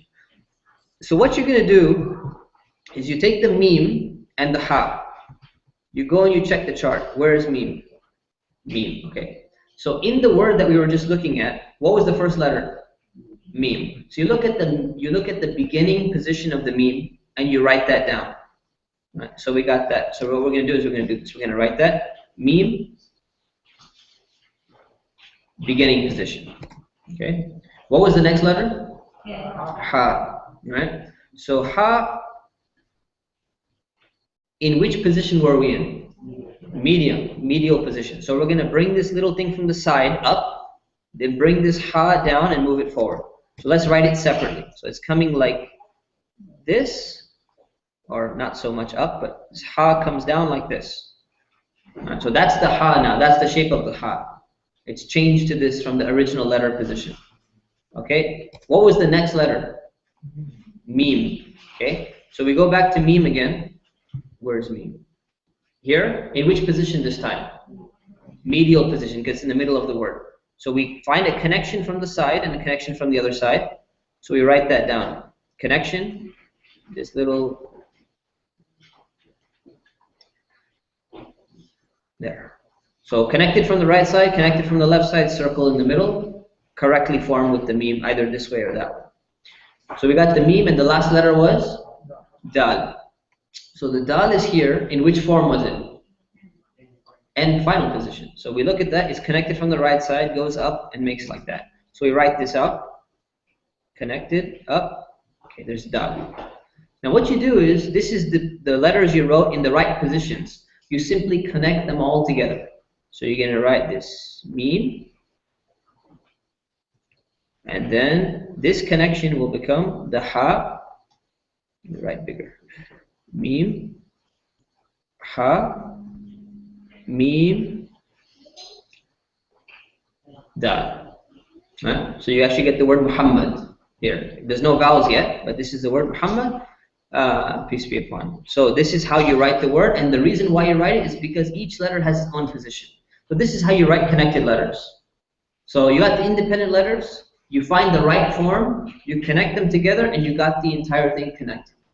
So this is going to be your homework. You write the following letters as words by joining them together, making sure to align them correctly on the line. So you take these words, and probably some of you, if you can figure out what these words are, they're all words that have real meaning, but you'll figure them out later. So let's take this one. Ayn, ya, and dal. It's Ayn, yes, it is Ayn. So we got a Ayn, we got a ya, and we got a dal. Now we want to figure out, how do you write this in its connected form? So what you're going to do is, you're going to do a practice run right now while I display it on the board for you. So there's the Ayn. Go ahead and do what you need to do with the Ayn. Remember, Ayn, ya, and dal. And obviously my thing is not on the line. My dal is not on the line. Don't worry about it. All right, so figure out the Ayn, which position you think you're going to go with. All right, so write it down on your paper. You can do it right now.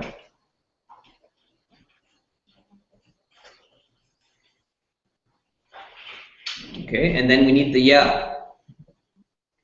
So everyone found it on this page?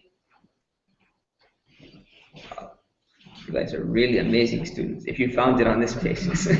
I can't even do that. I've been studying Arabic for years. So, it's not in this page. Oh, okay. Next page. There you go.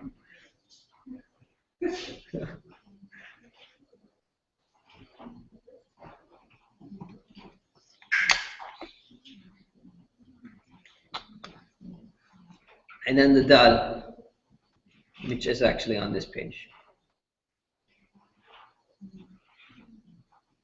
Who needs some more time? No one needs more time? Okay. So this is what you should have gotten. You should have gotten something that looks kind of like this. Who got that? Okay. What else did you get if you didn't get that? Anyone else? Yes, what did you get? Oh, okay. I'll just create a new one and start writing at the top. There we go. So it's like this. There you go. That's kind of what you should have gotten. Okay. Should we do one more? Yeah, one more? Okay. Let's do one more.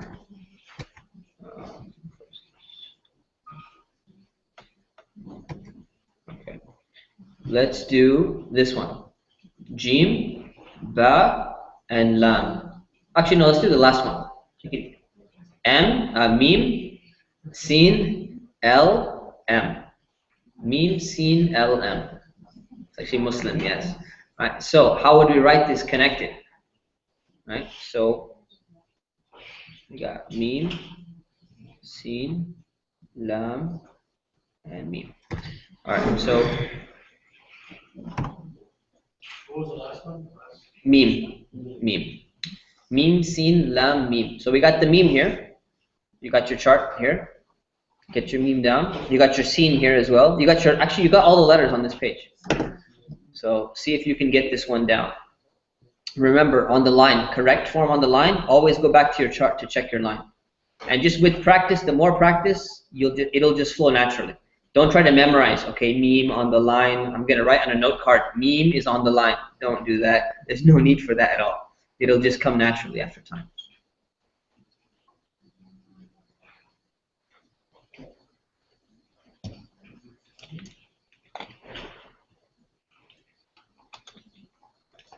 Who needs some more time? Keep going.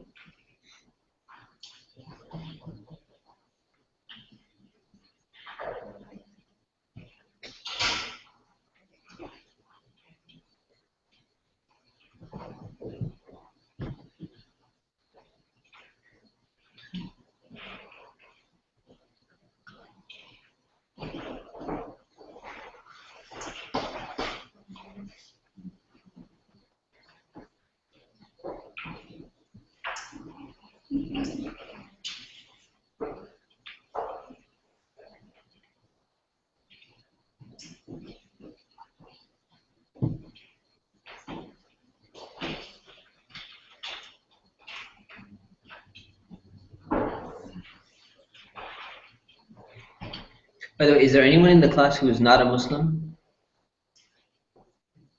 It's okay, by the way. Who? Okay, yes. Are you the police officer? Okay, yeah, I just remember. It's been a long time. Anaheim PD, right? Yes, welcome.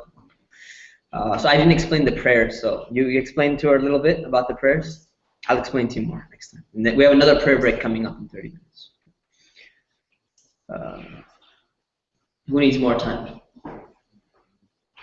Okay, we're good. All right, let's check this out. We got connecting this Mim, Sin, Lam, and Mim.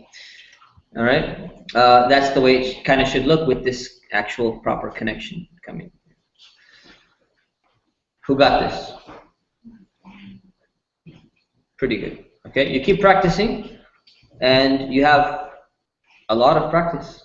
This is your homework. All right, so you just keep doing all these letters. Keep practicing until you get it right. Yes?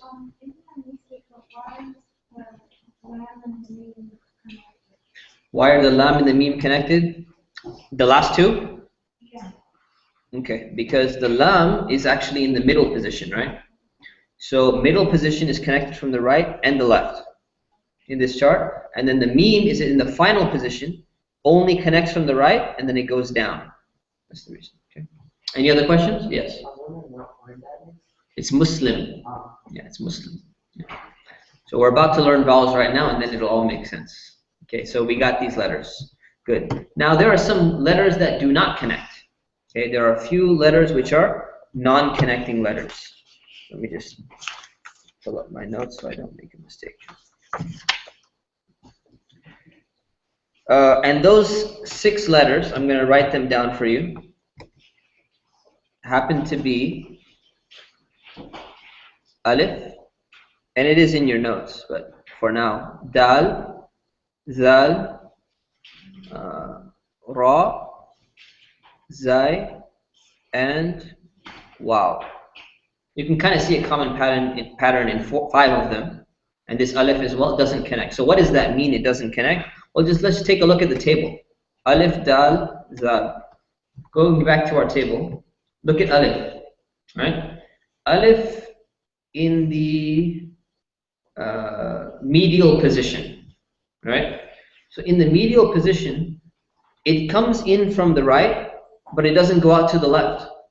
It just goes up, and that's it. Why would it do something like that? Whereas if you look at the ba, so you look at the ba, in the medial position, it comes in from the right and it goes out to the left. Ta, in from the right, out to the left. Jim, in from the right, out to the left. The reason why this alif, it comes in from the right, meaning it connects to the letter previously, but it doesn't connect to the following letter. So that's what alif is doing. Same thing with the dal, right? Same thing. It's connecting from the right, but not from the left. Same thing with this one, same thing with this one, same thing with this one. But sin connects from both sides, Sad from both sides, lam from both sides, kaf from both sides, mim from both sides. So everything connects from both sides except these 6 letters. Alif, dal, zal, ra, zai, and waw. 6 letters. And you'll naturally get a feel for them. The ones that kind of go down and they end like that, and the alif. So these ones don't connect. So what does it mean that they don't connect? Well, let's take a look at what it means. So if you take kaf, ta, alif, and ba. So the kaf, which one doesn't connect from these ones?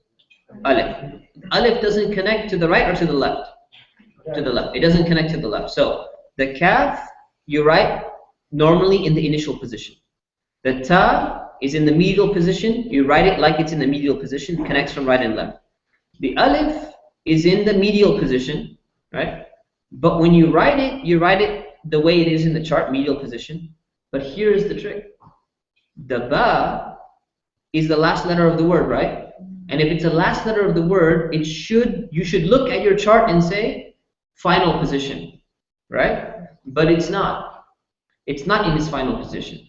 It's actually in a different position, because it cannot connect to the previous one, right? So the final position is supposed to connect to the previous one, but if you go and you look up in your chart, the ba in final position, it's not correct. And it's not correct because the alif is not cooperating with it, right? So it's not working. It's one of those stubborn ones that say, no, don't touch me, right? So what do you got to do? You got to put the ba in its own position. You got to choose a different position. And what you're going to do is you're going to choose the independent position. Why do you choose the independent position? Because the alif doesn't want to connect from the right side. And on the left side, what is it connecting to? There's nothing, because there is no letter. So if you don't connect on either side, you're in your independent position, because you're just by yourself. That's exactly what's happening to the ba here. The ba is getting in its independent position. Got that? Is it always or sometimes? The alif, always. Always. Alif is, yeah. No, so let's say we added another letter. Let's say we added a ta at the end. Then the ba would connect from the left side, but it never connects from the right side because of the alif. All right. So let's take an example. Let's do the first one. So just to recap, which letters among these letters are not connecting? Wow. Anyone else?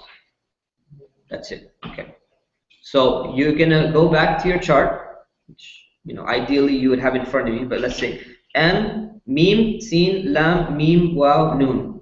This spells Muslimun, by the way, which is plural of Muslim.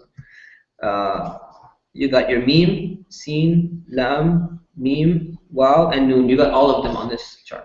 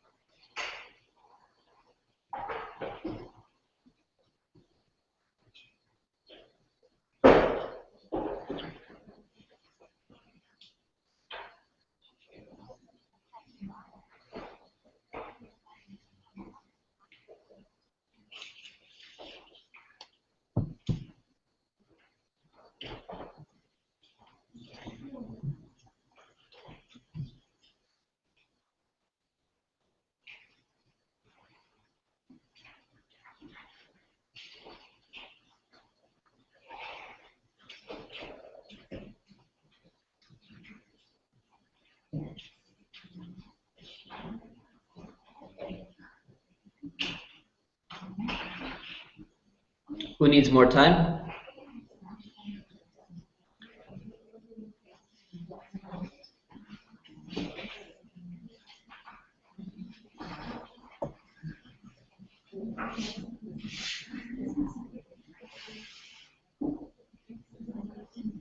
Okay. If you think you got it, why don't you try the next one?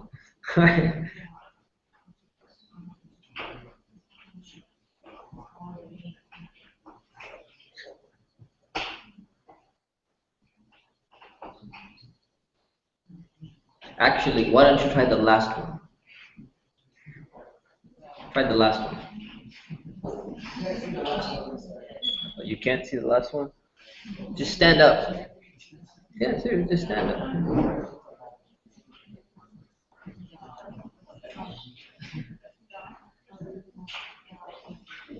Done with the first one? Anyone need more time on the first one? You confused on the last one or the second one? Let's just skip the second one. We're going to the last one. You should be more confused on the last one, actually. All right, got it? It was kind of a trick question. You'll figure it out. All right. So let's take a look at the first one. Muslimuna. Let's see what it looks like. All right. So we're up here. Meme.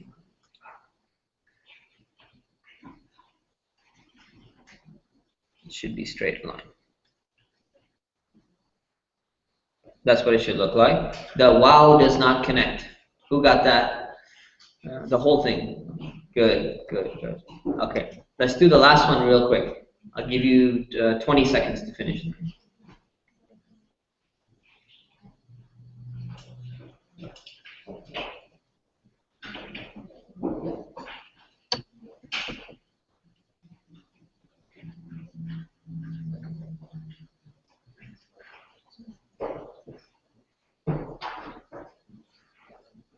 Okay, so which letters in this word, da, which letters don't connect?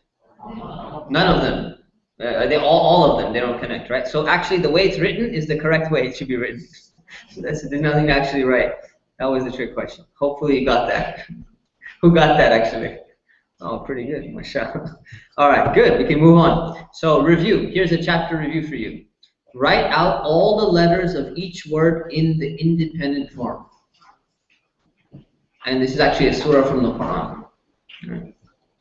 So you break it apart. So you're going to write the letters independently. So each section of group of letters, you write them in the independent form. All right. So I'm not going to wait for you to do the whole thing. Just try to do at least the first three. The first three words. Wal asr innal insan. Just try to do that.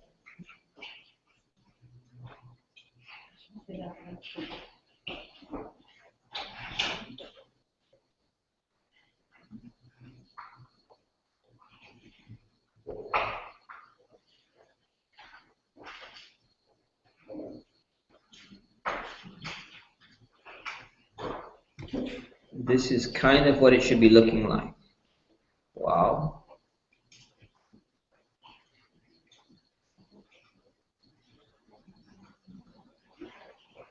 Like that. And you keep going for the next two words.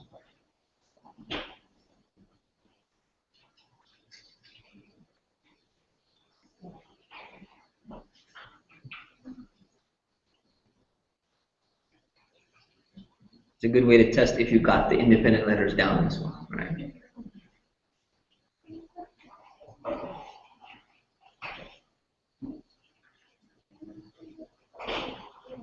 Anyone need more time for the first three words? Just give you 30 more seconds.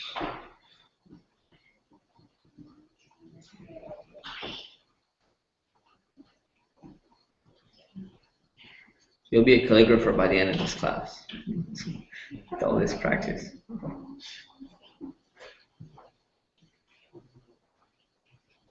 Okay, let's move on. The rest is for homework. Now you thought you had the independent letters down. Now let's see if you have the connected letters down. Right. And then you can try this again at home. Just try to do the first two words. Connect them together without me showing you the table. Right. I know if you've never seen the table before, you've never even looked at Arabic much, I don't expect you to do it, but you can do it at home when you have that table in front of you.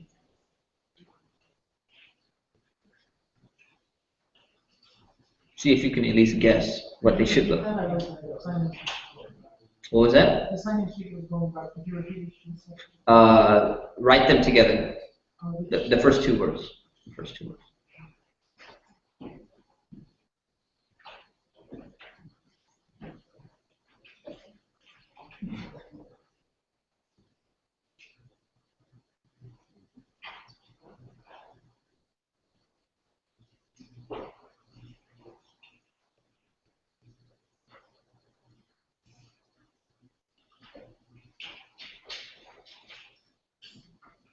It's okay. If you can't do it with the sheet in front of you, it's okay. You're not expected to, actually. You will have the sheet at home. So we'll just stop here. You can go ahead and do the rest of the exercises at home when you got the sheet in front of you. That sheet is very important. You got to print that out, and you probably have it with you, or at least the first 2 weeks of class. Keep it with you. It's your handy companion. It sits with you, print it out nicely. You keep looking at it to check the way that your letters are being written correctly. Okay. The more you practice, the better. Right? That's just the way it is. All right, moving on. So there are some things called ligatures. Anyone heard the word ligature before? Okay, you're not expected to. It's fine. A ligature is basically a combined letter, when you combine a few letters together. In some languages, they have this, right? Have you ever seen like an A and an E? Some kind of Latin language or something that combined together into. You see some other languages, they have these ligatures as well. So Arabic has these ligatures where the two letters are combined in writing. It's simply a style of writing. It's a calligraphic style, it's a calligraphic language, and they combine two letters. There's a lot of different styles, but the most common one is when you write a lam and an alif together.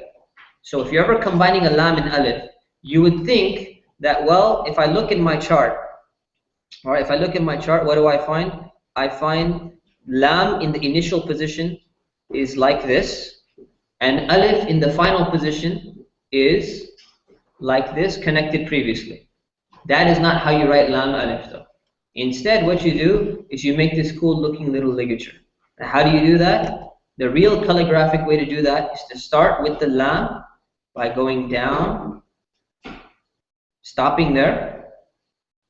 And if I remember correctly, I'm not a calligrapher, then you start with the alif coming from the top, bring it down, and you connect it like that. It looks pretty cool. What people who don't practice properly will just go like this, right? But you want to learn the better style. So that's what you'll do. That's the lam alif. And interestingly, lam alif, you're going to learn this a lot. It actually means la, and la means no. It's a very important word that's used in Arabic. So if you ask me, say, is this correct? Is this correct? If you hear a lot of las, then you'll get a lot of practice with la, but it's not necessarily good. La would mean no, yes. Yes, absolutely. This is the initial form of la. And it has a medial and final form. Whenever it connects on the side, it's going to look like this. So it comes from the right, goes up, you make the lam, and then you bring the alif back down. So see how it is different than this. These are just two forms you got to memorize. Not really that difficult. So what's happening is you're going to do this. Comes from the side,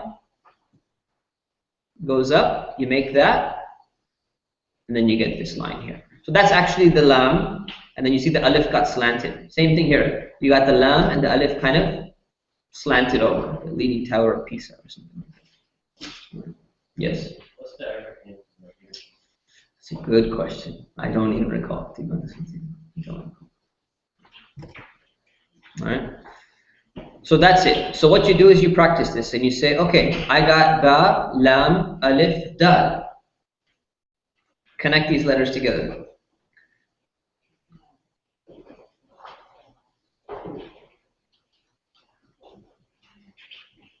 I'll give you a hint. Remember, alif does not connect to the following letter. So technically, you only need to connect one letter.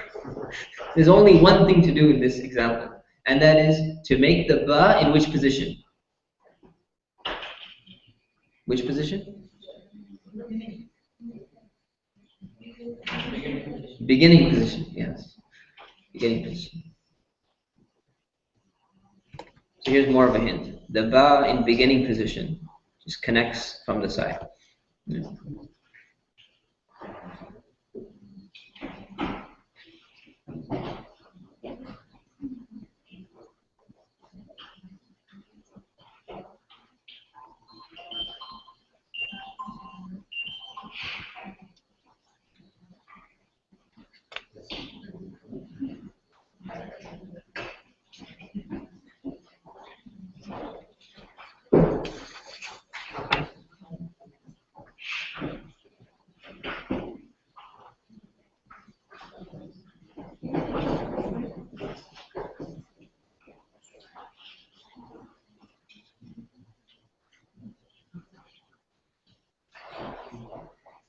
Who needs more time?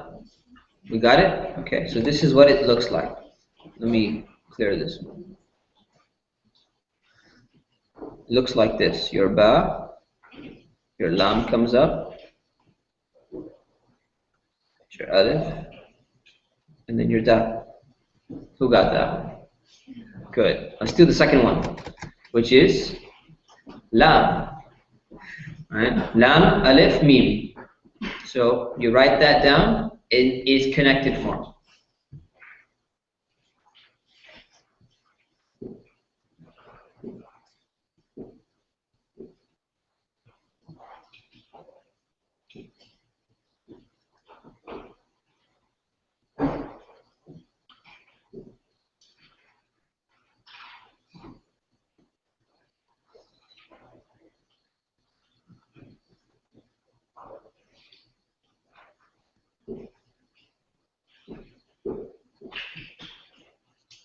Okay, and I'll show you what it's supposed to look like.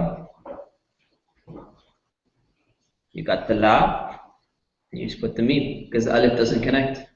So that's the la, right? So you can go back and practice this for your homework. Don't worry, it's not the end of the world. And let's move on. So we learned short vowels. So far we've just learned a bunch of consonants. You know those consonants and vowels? A, B, C, D, A, E, I, O, U are vowels. B, C, D are all consonants that make the sound, and you combine them with the vowels, and it gives the consonant. So if you just say B, B is a consonant. What sound do you get from a B? B, right? And if you add an A, you get ba. If you add a I, you get B. Right? So you need a vowel to connect with the consonant in order to make an actual proper sound. So the same thing, we learned all the consonants so far, and Arabic only has 3 vowels. Instead of English having 5, there's only 3 vowels in Arabic, which makes your life easier. These are the 3 vowels. They're called, number 1 is called fatha. Number 2 is called kasra. Don't pay attention, these lines are wrong, by the way. Fatha, kasra, and dhamma. There are 3 Arabic vowels, and these are their names. Fatha, kasra, and dhamma. Now, what do they look like? They are not actual letters written out.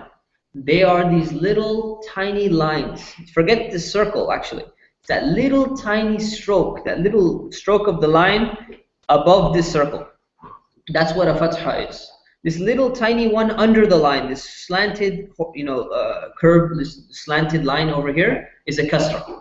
And this little tiny thing that looks like a mini wow, you can barely see it. It's like the letter wow, but written above the letter. That's a dhamma. Alright?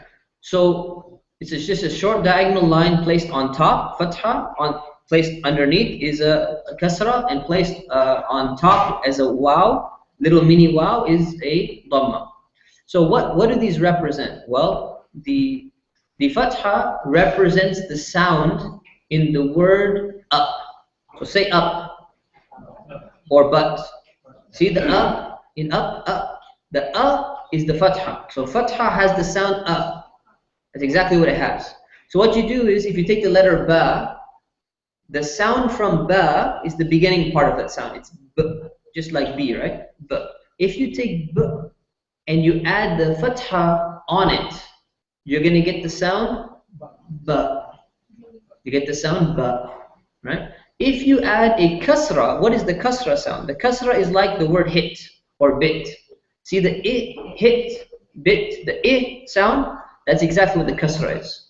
So if you take a ba, has the b sound, and you put a kasra underneath with a little stroke. I'm going to show you exactly what it looks like.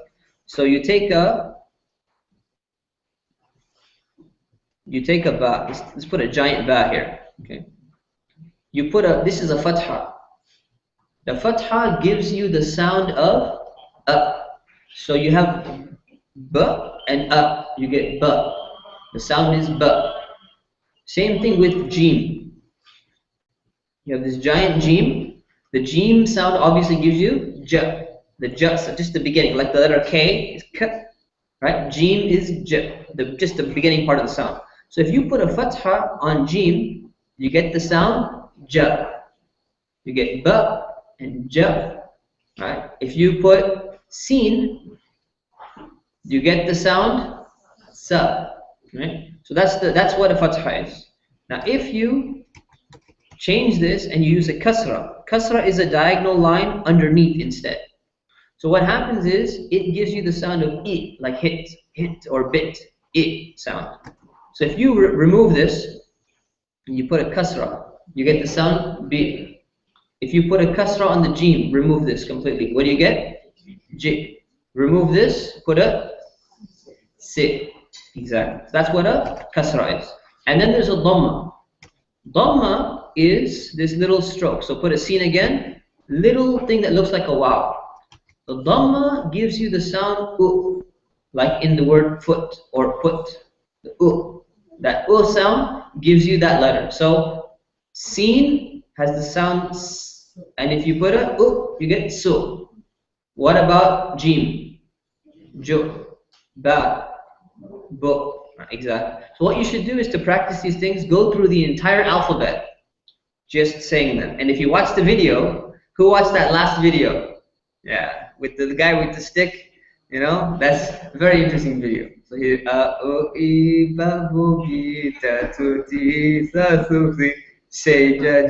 right? So go and watch that video a few times, and you'll get it down. Right? If you saw the video, you'd be laughing because you know exactly what happened in that video. So you go and practice that video, and it's going to help you a lot. It's got a tune to it, right? It's pretty interesting. All right, so practice that, and you will get all of these short vowels. So these short vowels, what you do is you actually put them on the letters when they're connected. So we know the connected ones now. So let's take a look. Read the following words out loud, keeping in mind. Oh, sorry. There's one thing we didn't learn, which is not on the. It's not on the PowerPoint, and that's the sakina. Was it here or no? Okay. There's something called a sukun or sakina. What that is the same thing. Like let's take the ba. It's a little circle written above the letter. And what that little circle is called sukun or sakina, which means that the letter has no vowel. So if the ba has no vowel, what are you going to give the pronunciation? B. It just stops. B. The jim with the sukun on it or sakina on it would be a j sound. The sin with the sukun on it would have a sound, exactly. Sheen would have a sh, exactly. So the way it works is usually these little circles are not written in modern day printed text. So what you do is if you see vowels on a word, but there's no little circle and there's no vowel on any word, it automatically implies that there's a sukoon on it. So you just go ahead and assume that there's a sukoon, and in this class and in these notes, we're going to use that convention. So I'm going to repeat it again. If you see a letter that doesn't have a vowel on it, but it has other vowels on the same word, you know, there are some vowels on other letters, but on this letter there's no vowel, it's going to imply that it has a sukoon. There is no vowel, and you just put the stop sign. So I'll give you one example written here. So if I write this,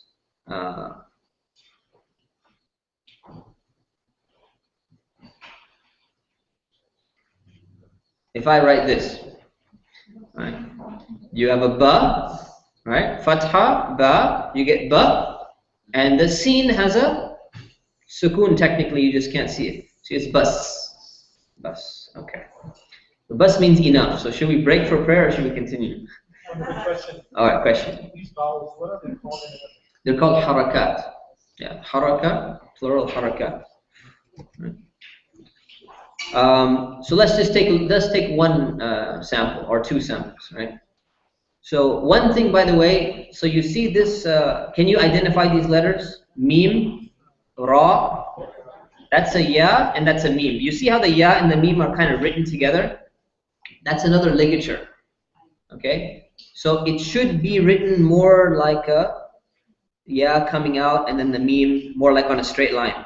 But this ligature, what it does, it kind of brings it down and like this meme comes out. You can kind of figure it out when you look at it enough, that this is a ya. The only thing with two dots underneath is a ya, and it's got a little line, so you'll figure it out. The reason is because I'm using a Microsoft Word font, which just looks cooler and it happens to force you to get some ligatures in there. So just bear patiently and you'll figure them out. If you can't figure it out, just ask someone and you'll get it.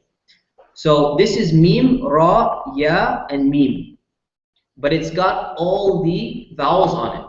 So the meme has a fatha on it. The Ra has a sukoon. The ya has a fatha. And the meme has a dhamma. So what sounds are we going to be getting from this? I want you to say it to yourself by looking back at these and try and figure out what sound. What sound? Don't say it out loud, otherwise you're giving it away to other people. So look at it, think about it. What sounds would come out of these four letters given the vowels that are on them? So there's a, u, e, and a no sound. There's four options. So you take every letter, meme, ra, ya, meme, and you figure out what options do we have here. So let's start with the first one. Meme and fatha gives you ma. Ra, no vowel, gives you r. So we combine it and we get ma. Ya with the fatha has a ya sound. And then, so far we have mar, ya.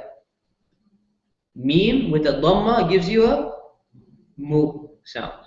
So we have mar, ya, mu. Mar, ya, mu, which is Mary, the mother of Jesus, right? Maryam. Let's do the second one. Looks easier. Qaf with the dhamma and lam with the sukoon. Just work on it for a minute. Some of you who've never practiced this, you do need time to kind of digest this and process it. It just takes a little bit of practice. So no one give it away by just blurting it out. If you've been doing this for since you were a little kindergartner, and then Maulana Sahib used to come and drive to your house and teach you all this, right? It's not fair to the other people.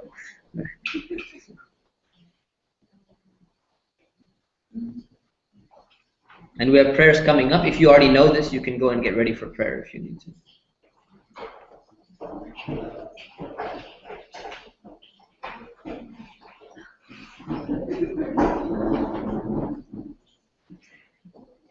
Okay, we got a qaf and a dhamma, which gives you qu. And we have a lam, no vowel, which gives you l. So you get qul, qul, qul.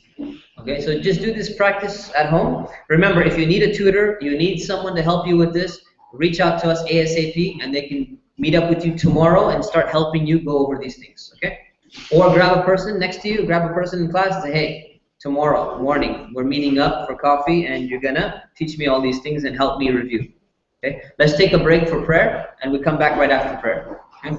Remember, since it's Isha prayer, come back immediately after the Fard prayer. You can pray your Sunnah prayer later. We're gonna start class immediately after the Fard prayer and you can go home and finish your prayers there.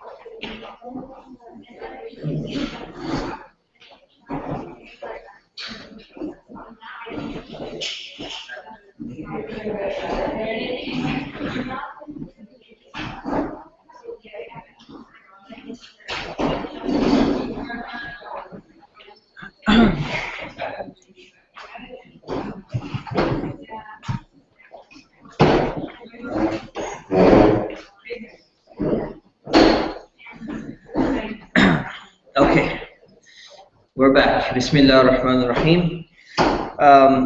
So long vowels. So these are the short vowels that we learned.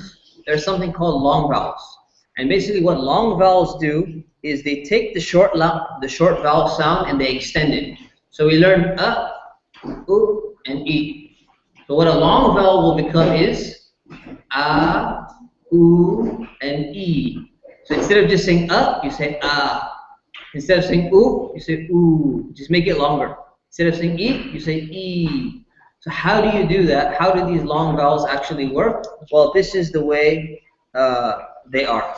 So if you have a letter, let's see, look, we got this right in front of us. So now let's do something here. Okay. So we had the ba example, right? So if I put a fatha on the ba, I get the sound of ba. Now what happens is, if I take this fatha and if I add, let's put a plus sign for now, if I add an alif, right? What happens when I write them together, ba and alif, you get a ba, fatha, and alif. What happens is this alif pairs up with the fatha, and it causes the fatha to have a long sound, and it becomes ba. Right? This is just the way it works. So alif pairs up with fatha. That's just the way it is. No other vowel. So if I do the same thing, and if I say, oh well, you know what? That's pretty cool. So I'm going to take ba, and I'm going to take. Okay, that crashed. So I'm going to take a ba and a ta.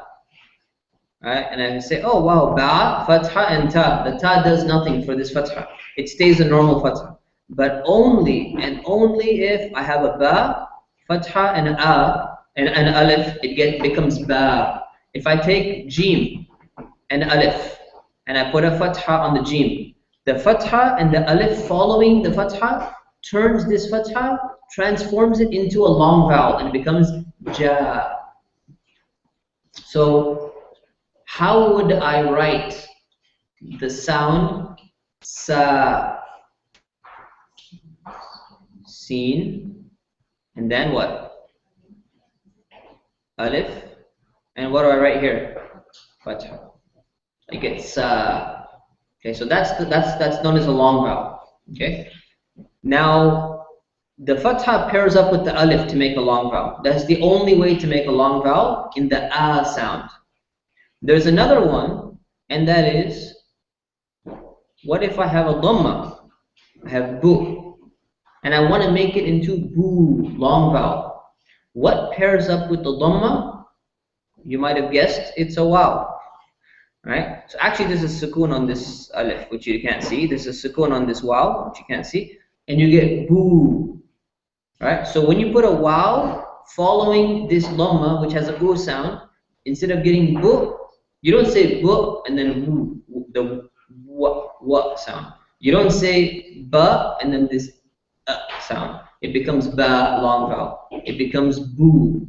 So for example, seen and wow with the dhamma, you get su. Right? So this is the way it works. Alif pairs up with fatha. Wow pairs up with dhamma. There's only one vowel left, and that is short vowel, kasra, right? So B, kasra sound. B, what do you think pairs up with this one? It's the letter ya. So letter ya pairs up with a kasra in order to give the sound B. Instead of B, it's B.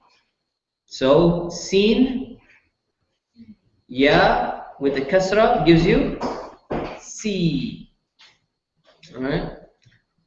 So that's basically what these long vowels are.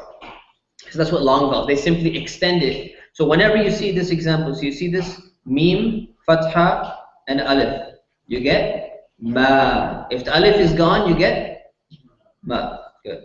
Here, zal, dhamma, wow, you get zu. If you take out the wow, you get zu.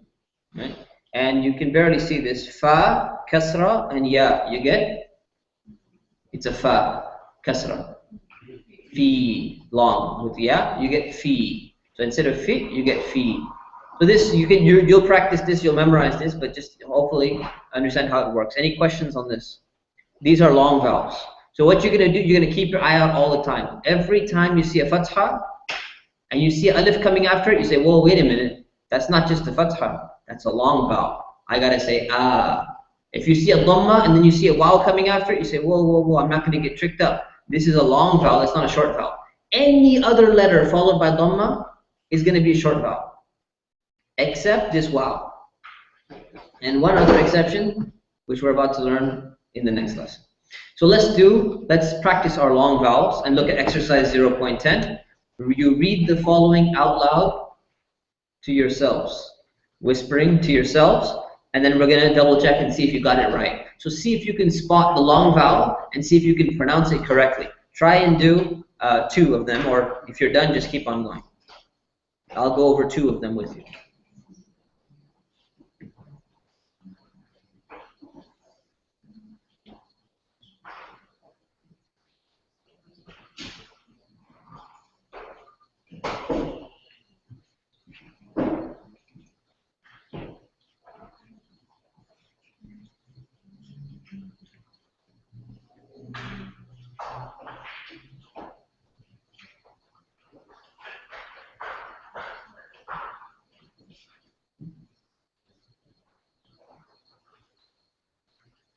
Also, we've passed the sign-up sheet for help sessions. So anyone who would like to have a help session or tutorial session in the week or something, make sure you put your name on that sheet so we can organize some little group sessions as well. Okay. Starting as early as tomorrow. All right, number 1. You ready? What is it? Muslimuna. So where's the long vowel? Mu. Because mim, dhamma, and waw gives you the mu sound. So you get muslimuna. Any questions on that? How would you say it? You say muslimuna, just like that. You just say it faster. Muslimuna. Okay. The second one. There's actually 2 long vowels here. A, la, mi, na. So it's a, that's a alif after the ain. A, la, mi, na. So the first one is a long vowel, a, long vowel. Then short vowel, la. Mi, long vowel. And then na, short vowel. A, la, mi, na. And just keep on practicing this. Okay, keep on practicing and you'll get it better. So this is exercise for you to go at home. Moving on to diphthongs, what's known as lean. Anyone ever heard of a diphthong before? It's a pretty funny sounding word, right? Probably never heard of this in your life. But what a diphthong basically is, it's a 2-letter combination where you pronounce it slightly differently than you would normally pronounce it, the way that it sounds. Right? So let me give you an example. So if you take this sound right here, ba, wow. If I put a dhamma here, what would you get? Boo, right? But I put a fatha here. So what would you get if you didn't know what a diphthong and lean was? You would say ba and woo, the woo sound, because the wow with sukoon is woo, right? The woo, you stop the woo sound. So you get ba, woo, ba, woo.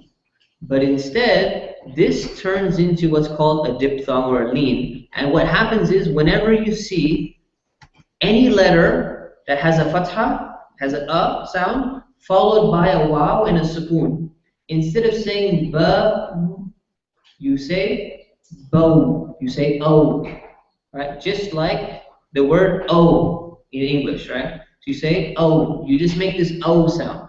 Do you know, can you imagine why? See, if you study like advanced Arabic and history and all of that, one of the things that Arabs used to do, and this is like any language, if anything sounds really difficult to pronounce, you may think, come on, man, the kha sound is not difficult to pronounce. For the Arabs, it wasn't difficult to pronounce. The ayn was easy for them as well. But for you, it's tougher. But for them, if something felt a little bit weird to pronounce, they would just modify it. So they're like, can you imagine pronouncing this? Bow, bow. It's hard, right? Because you have to open your mouth, ba, mouth is open, and then all of a sudden, woo, it's closed. And you have to connect them together. It's like, that's too difficult. So what did they do? They just modified it a little bit and they said, bow. So you get this O kind of sound, which is in between 2 vowels. It's not actual like a vowel sound. That's known as a diphthong, and there's only 2 of them. It's known as lean, and there's only 2 of them. So you get this sound, bow. So anytime you see a fatha preceded, or fatha followed by a waw, you get this sound. So if I put a ta and a waw and a fatha, you get to. What about with the sin? So. What about with the ya? Yo, right? That's this the way it is. That's it. So that's one. That's one diphthong was lean. There's another one where you have a fatha followed by a ya. So you take the same thing, ba, follow it by a ya instead. If I put a kasra on this ba, what would I get? Long vowel, b. But if I put a fatha, it should have been ba, yi. You can't open your mouth and close it at the same time and connect it. It's too hard. So you just change it to a sound. Bay. Bay. Right? What about ta? Tay. Sin. Say. Right? What about jim? J. So all you're doing is, the only reason why these exist is that you don't pronounce them exactly the way they should normally sound. You slightly modify it, and there's only two. One of them is a waw with the sukoon followed by a fatha. The second one is a ya with the sukoon, preceded by a fatha. So you get O and A, two non-natural sounds in the Arabic language, but they exist. O and A. That's all you need to know. Okay? So that's exactly what all this text says, pretty much. So now we get to practice it. So read the following out loud to yourself. Do some practice and see if you got the sound correctly, and you can identify where the lean, the diphthong actually is.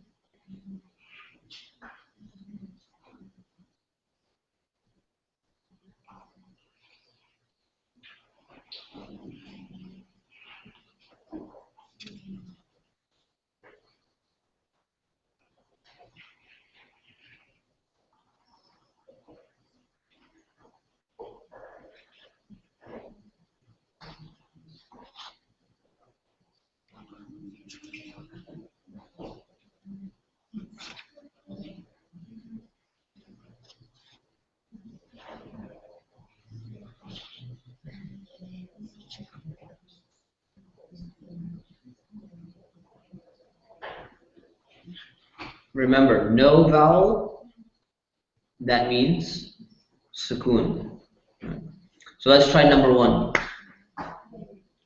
Bait, bait. So you get the ta sound at the end because that's sukoon, and the bayya becomes a lean. Bait. What about the second one? Maut, maut. The third one, muslimaini, muslimaini. The fourth one, low, low. The fifth one, yom, yom. Okay, yes. The lean sound is come with the noon sound. No, that's tanween. That's tanween. We're coming to that. Yeah.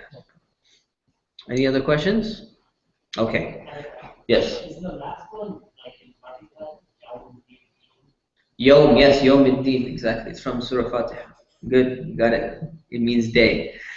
Right? So, all right. So this, look, don't get stressed out. It's just practice. Go home. You're gonna get more practice on this. The reason why we're doing all of this, by the way, is because we're trying to set you up for long-term Arabic learning. Right? So we're gonna get into all the vocabulary words next week. So don't think this is gonna last for 3 weeks. We're almost done. Right? And then you can be a master writer. You can write anything. I can literally start narrating an entire lecture to you, and you should be able to actually write it down. And that's a very important Arabic skill for your Arabic development. But let's move on. Closed ta. So there's another letter called the closed ta, what's known as ta marbuta. So what you noticed, you learned this ta right here, right? This letter right here that I have the cursor under, ta. This is what's known as ta maftuha, which means an open ta. It's a type of open. So if you look at the little boat thing here, it's open. Right? So the example was bayti. Right? We saw that. That's a ta. But here there's another letter. This is called the closed ta, or the ta marbuta, which means it's been tied. So what you did was you basically see this thing, take the two sides of this ta, and you kind of pick them up and you tie it together.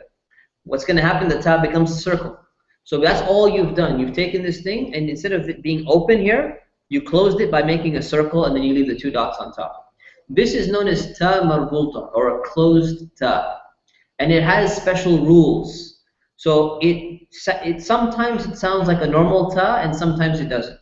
So in this example, see this little round thing? This, I'm telling you, is a ta, just like this ta. So how would you pronounce this word? Ma, di, it's a long vowel, di, na, tu. So that tu is exactly like this T. It's the same letter, same sound, everything, except this is a closed one and this is an open one. They're both the last letter of this word. So that's a closed ta. So now, there's a few things you need to know. Number one, the closed ta only comes as the last letter of a word. Only comes as you're never going to see it in the middle of a word. Okay, so that's rule number one. Okay. Rule number two, this round closed ta is always, when I say always, I mean always, preceded by a fatha. It's always preceded by a fatha. So you see this ta, what's before it? Noon with the fatha. Why? Because there's a ta, closed ta here. It always will be preceded by a fatha. So this is the cool thing. If you don't see this vowel, you can always assume that it's going to be a fatha because it's a closed ta. It has to be. Okay? Let's take a look here. So here's how it's written. The letter ta, in its independent form, is written like this little round guy, complete circle, 2 dots on the top, like in the word ka, bi, long vowel, bi, ra, tu. Now, here's the question. Why is this ta in the independent form if it's actually at the end of the word? Shouldn't it be in the final form? Because of ra. What about the ra? The ra doesn't connect. Exactly. Good. If you got that, everything's going great. All right. The ra doesn't connect to the following letter, therefore it has to be in its independent form. If you didn't get it, it's fine too. This is the connected form of the ta. It's just that little circle, but it's connected from the right side coming up. So if you bring it up, you kind of make this little round thing and you put your dots there. Okay. So here's an example of where it is connected. Pa, long vowel, pa, wi, la, tu. You notice I didn't even write the fatha on the lam. It's not even there, but you know it's there. Why? That's just the rule. So that's the rule. So you know it's going to be there because there's a ta coming afterwards. So ta, wi, la, tu. So you got it down. All right. So that's the closed ta. Let's see if there's anything else to learn about that. Yes, there is. So there's another interesting. Remember I said that it's always at the end of a word. So if you take the word Madinatu, it's the last letter, right? Yes, it is. If you were to add another letter to it, let's say you add ka to it. You just say, oh, I want to add this other letter to it. And you can do this in Arabic. We'll learn that later on. If you add it, what happens? Madinatu ka. What just happened? It converted back into an open ta. Why? Because closed ta can only come at the beginning of a word. That's a test to see if you're sleeping. At the end of a word. Good. Only at the end of a word. All right. So now that we got that down, there is one more rule before we get to the exercises, and that is, see these tas here? See these tas at the end of the word? If there is a sukoon, meaning no vowel, on the round ta, it automatically converts itself into a ha. Into a ha. Right? So if you looked at remember the letter ha? So if you remember the letter ha, how do you write a ha? This is one way to write it. And another way to write it is to write this little circle here. This is the letter ha, this circle thing. So what happens is, look at the ta. The ta almost looks like a circle with 2 dots. If there's a sukoon on a ta, this is the rule. If there's a sukoon on a ta, it automatically is pronounced as a ha. The last rule you need to remember on this. So, see this word? Ka, bi, Ra, 2. If I change that dhamma to a kasra, what do you get? Ka, bi, ra, ti. If I change it to a fatha, ka, bi, ra, ta. If I change it to a sukoon, ka, bi, ra. Because it became a ha with the sukoon on it. Ra. There's no more ta anymore. Ka, bi, ra. As a ha sound with the sukoon. Ha. That's it. Take the same one. A, wi, la, 2. Put a sukoon. Remove the vowel from the last letter. Make it a sukoon. You get a, wi, la. Turns into a ha. That's the rule. Okay, that's the rule. So now, why is this important? I'll explain to you why it's important next chapter. All right, so that's what you need to know. So let's do a test now. Let's see if we can just read this. Okay, exercise 0.12. Yes, question. Why wouldn't you just write a ha? Because in reality, it's a ta pronounced as a ha. It keeps its identity as a ta, actually. So that's just the way it is. You'll see why afterwards. Yeah, it actually is a ta, but it pretends like it's a ha. So there are some letters which pretend to be something else. We're about to see another one. All right. So that's just the way it is. All right. Exercise 0.12. Try to read the first 2 on your own. See if you can get the letters down. Sorry, read the first 3. First 3, because there's a sukoon there.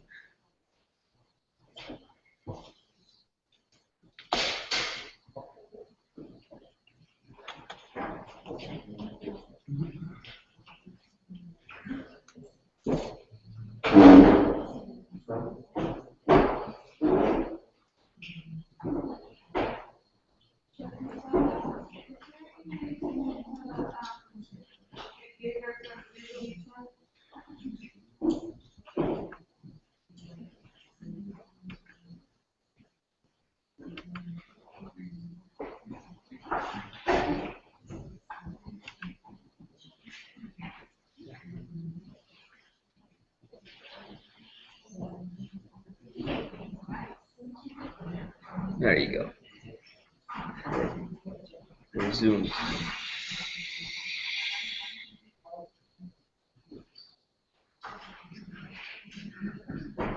This magnifying glass doesn't help. Oh, there you go.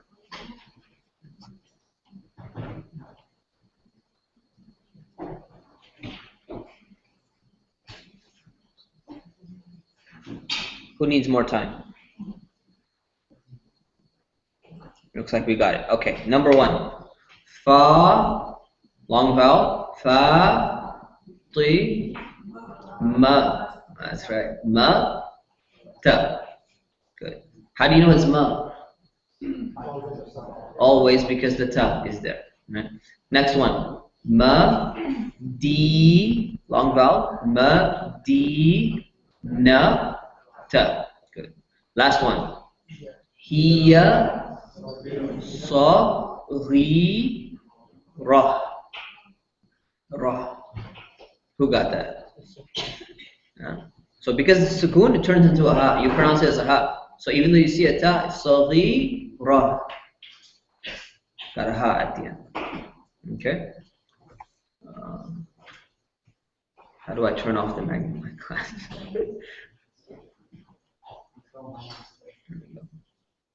Okay. All right, so that's homework again. You just go back through, read it again. These are all notes. We'll do the last section and then we'll stop for today. Okay? We learned something called nunation. It is not a country, it's not a nation, it's tanween. Okay? It's called tanween, which basically, what does nunation mean?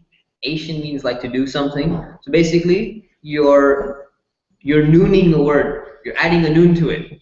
So you're nooning it. You're going and putting a bunch of noon. You know the noon, right? Noon with the little sun in the middle. So you're putting a noon on something. That's what nunation or tanween means. It means to put a noon on something. So what happens here is, if you look closely, If you look at this little symbol, we never saw this symbol before. Let me pull the magnifier up again. So you never saw this symbol. This little thing, which either looks like a little dhamma with a swish, or sometimes it's written as two dhammas. You write two of them instead. What happens is, if this was one, if this was a normal dhamma, how would you pronounce this word? It would be kitabu. What happens when you put this little sign is called tanween. You put a dhamma and then you swish it. Or you write two dhammas together. Sometimes the same way, sometimes upside down. There's different ways to do it. We'll just follow this convention for now. You write a dhamma and then you put a little swish at the end. What this does is, it actually tells you that you have a noon with the sukoon added to the word. So imagine we already had with the dhamma, kitabu. Here you get a noon with the sukoon added, you get kitabun. You just, instead of u, you get un. That's all it is. You added a noon at the end. So kitabun. Right? If I take what was the disabling this? Someone said F8 or something like that? Control minus? No, that's web pages. Escape? No. Alright, no one else. Okay. Oh, you mean for the, okay, that might work. It works on PowerPoint as well? Nope. Nope, that's the only. Control plus, yeah, I'm doing Control plus. This is not a web page, this is PowerPoint. Okay, no problem. Going back to this. So this is what we're looking at basically. You have a ba, okay? With the dhamma you get bu. You add this little thing there and you get bun, right? You take a ta, you add this, you get tu. You make this little swish, right? You get tun, right? Or you could write it like this, sa, su, and then you could add this little line like this, and you get sun. So basically what you're getting is, you're getting bun, but you just don't see the noon. But the noon is there, built into the symbol. That's what tanween is. Okay? So kitabun, and then you get kitaban, and you get kitabin. So you're just getting a noon at the end with the normal vowels there. Okay, so it's pretty straightforward, with one exception, of course. And that exception is, whenever you have this un, you write it twice, by the way. So you see it's written twice, that's the sign of tanween as well. So a little swish here, and written double. 2 fathas, 2 kasras. So whenever you write the fathas, 2 fathas as a tanween, you notice something is added here, right? What's added here? What's the difference between this and this and this? There's an alif added there. So why in the world is there an alif added there? Because that's a rule. So whenever you have a tanween on a fatha, meaning 2 fathas with the an, you always add the alif unless it's a ta marbut, unless it's a closed ta, the round ta. That's the only exception to the rule. That rule is listed in your notes. You'll use it more in the following chapter, so you don't need to worry about like cramming it into your head right now. So don't panic and don't worry. See if you can read these words. Let's read them together. Masjidun,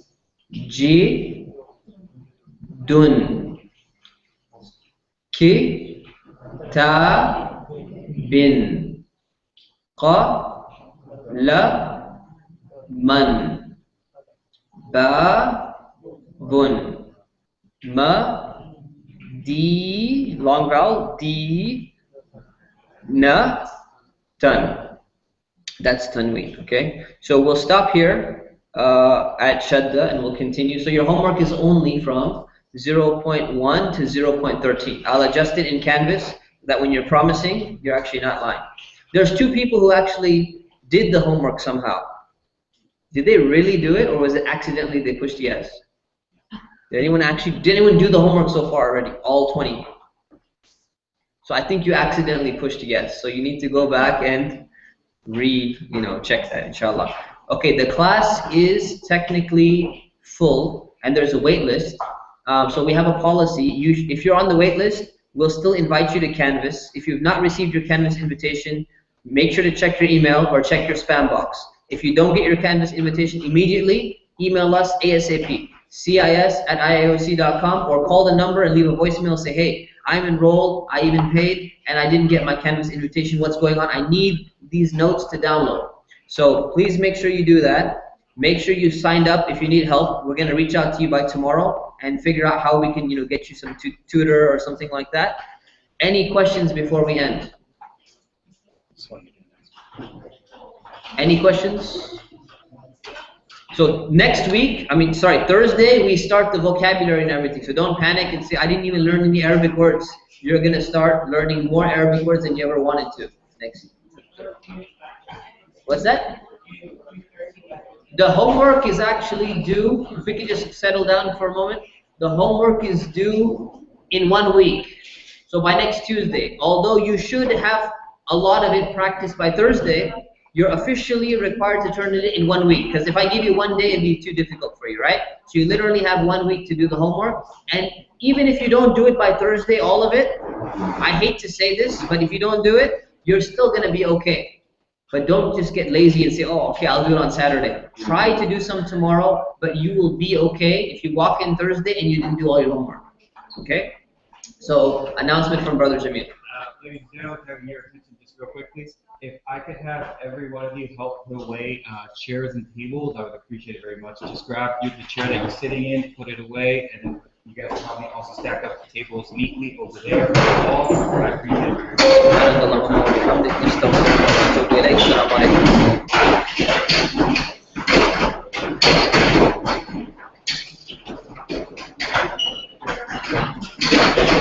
it.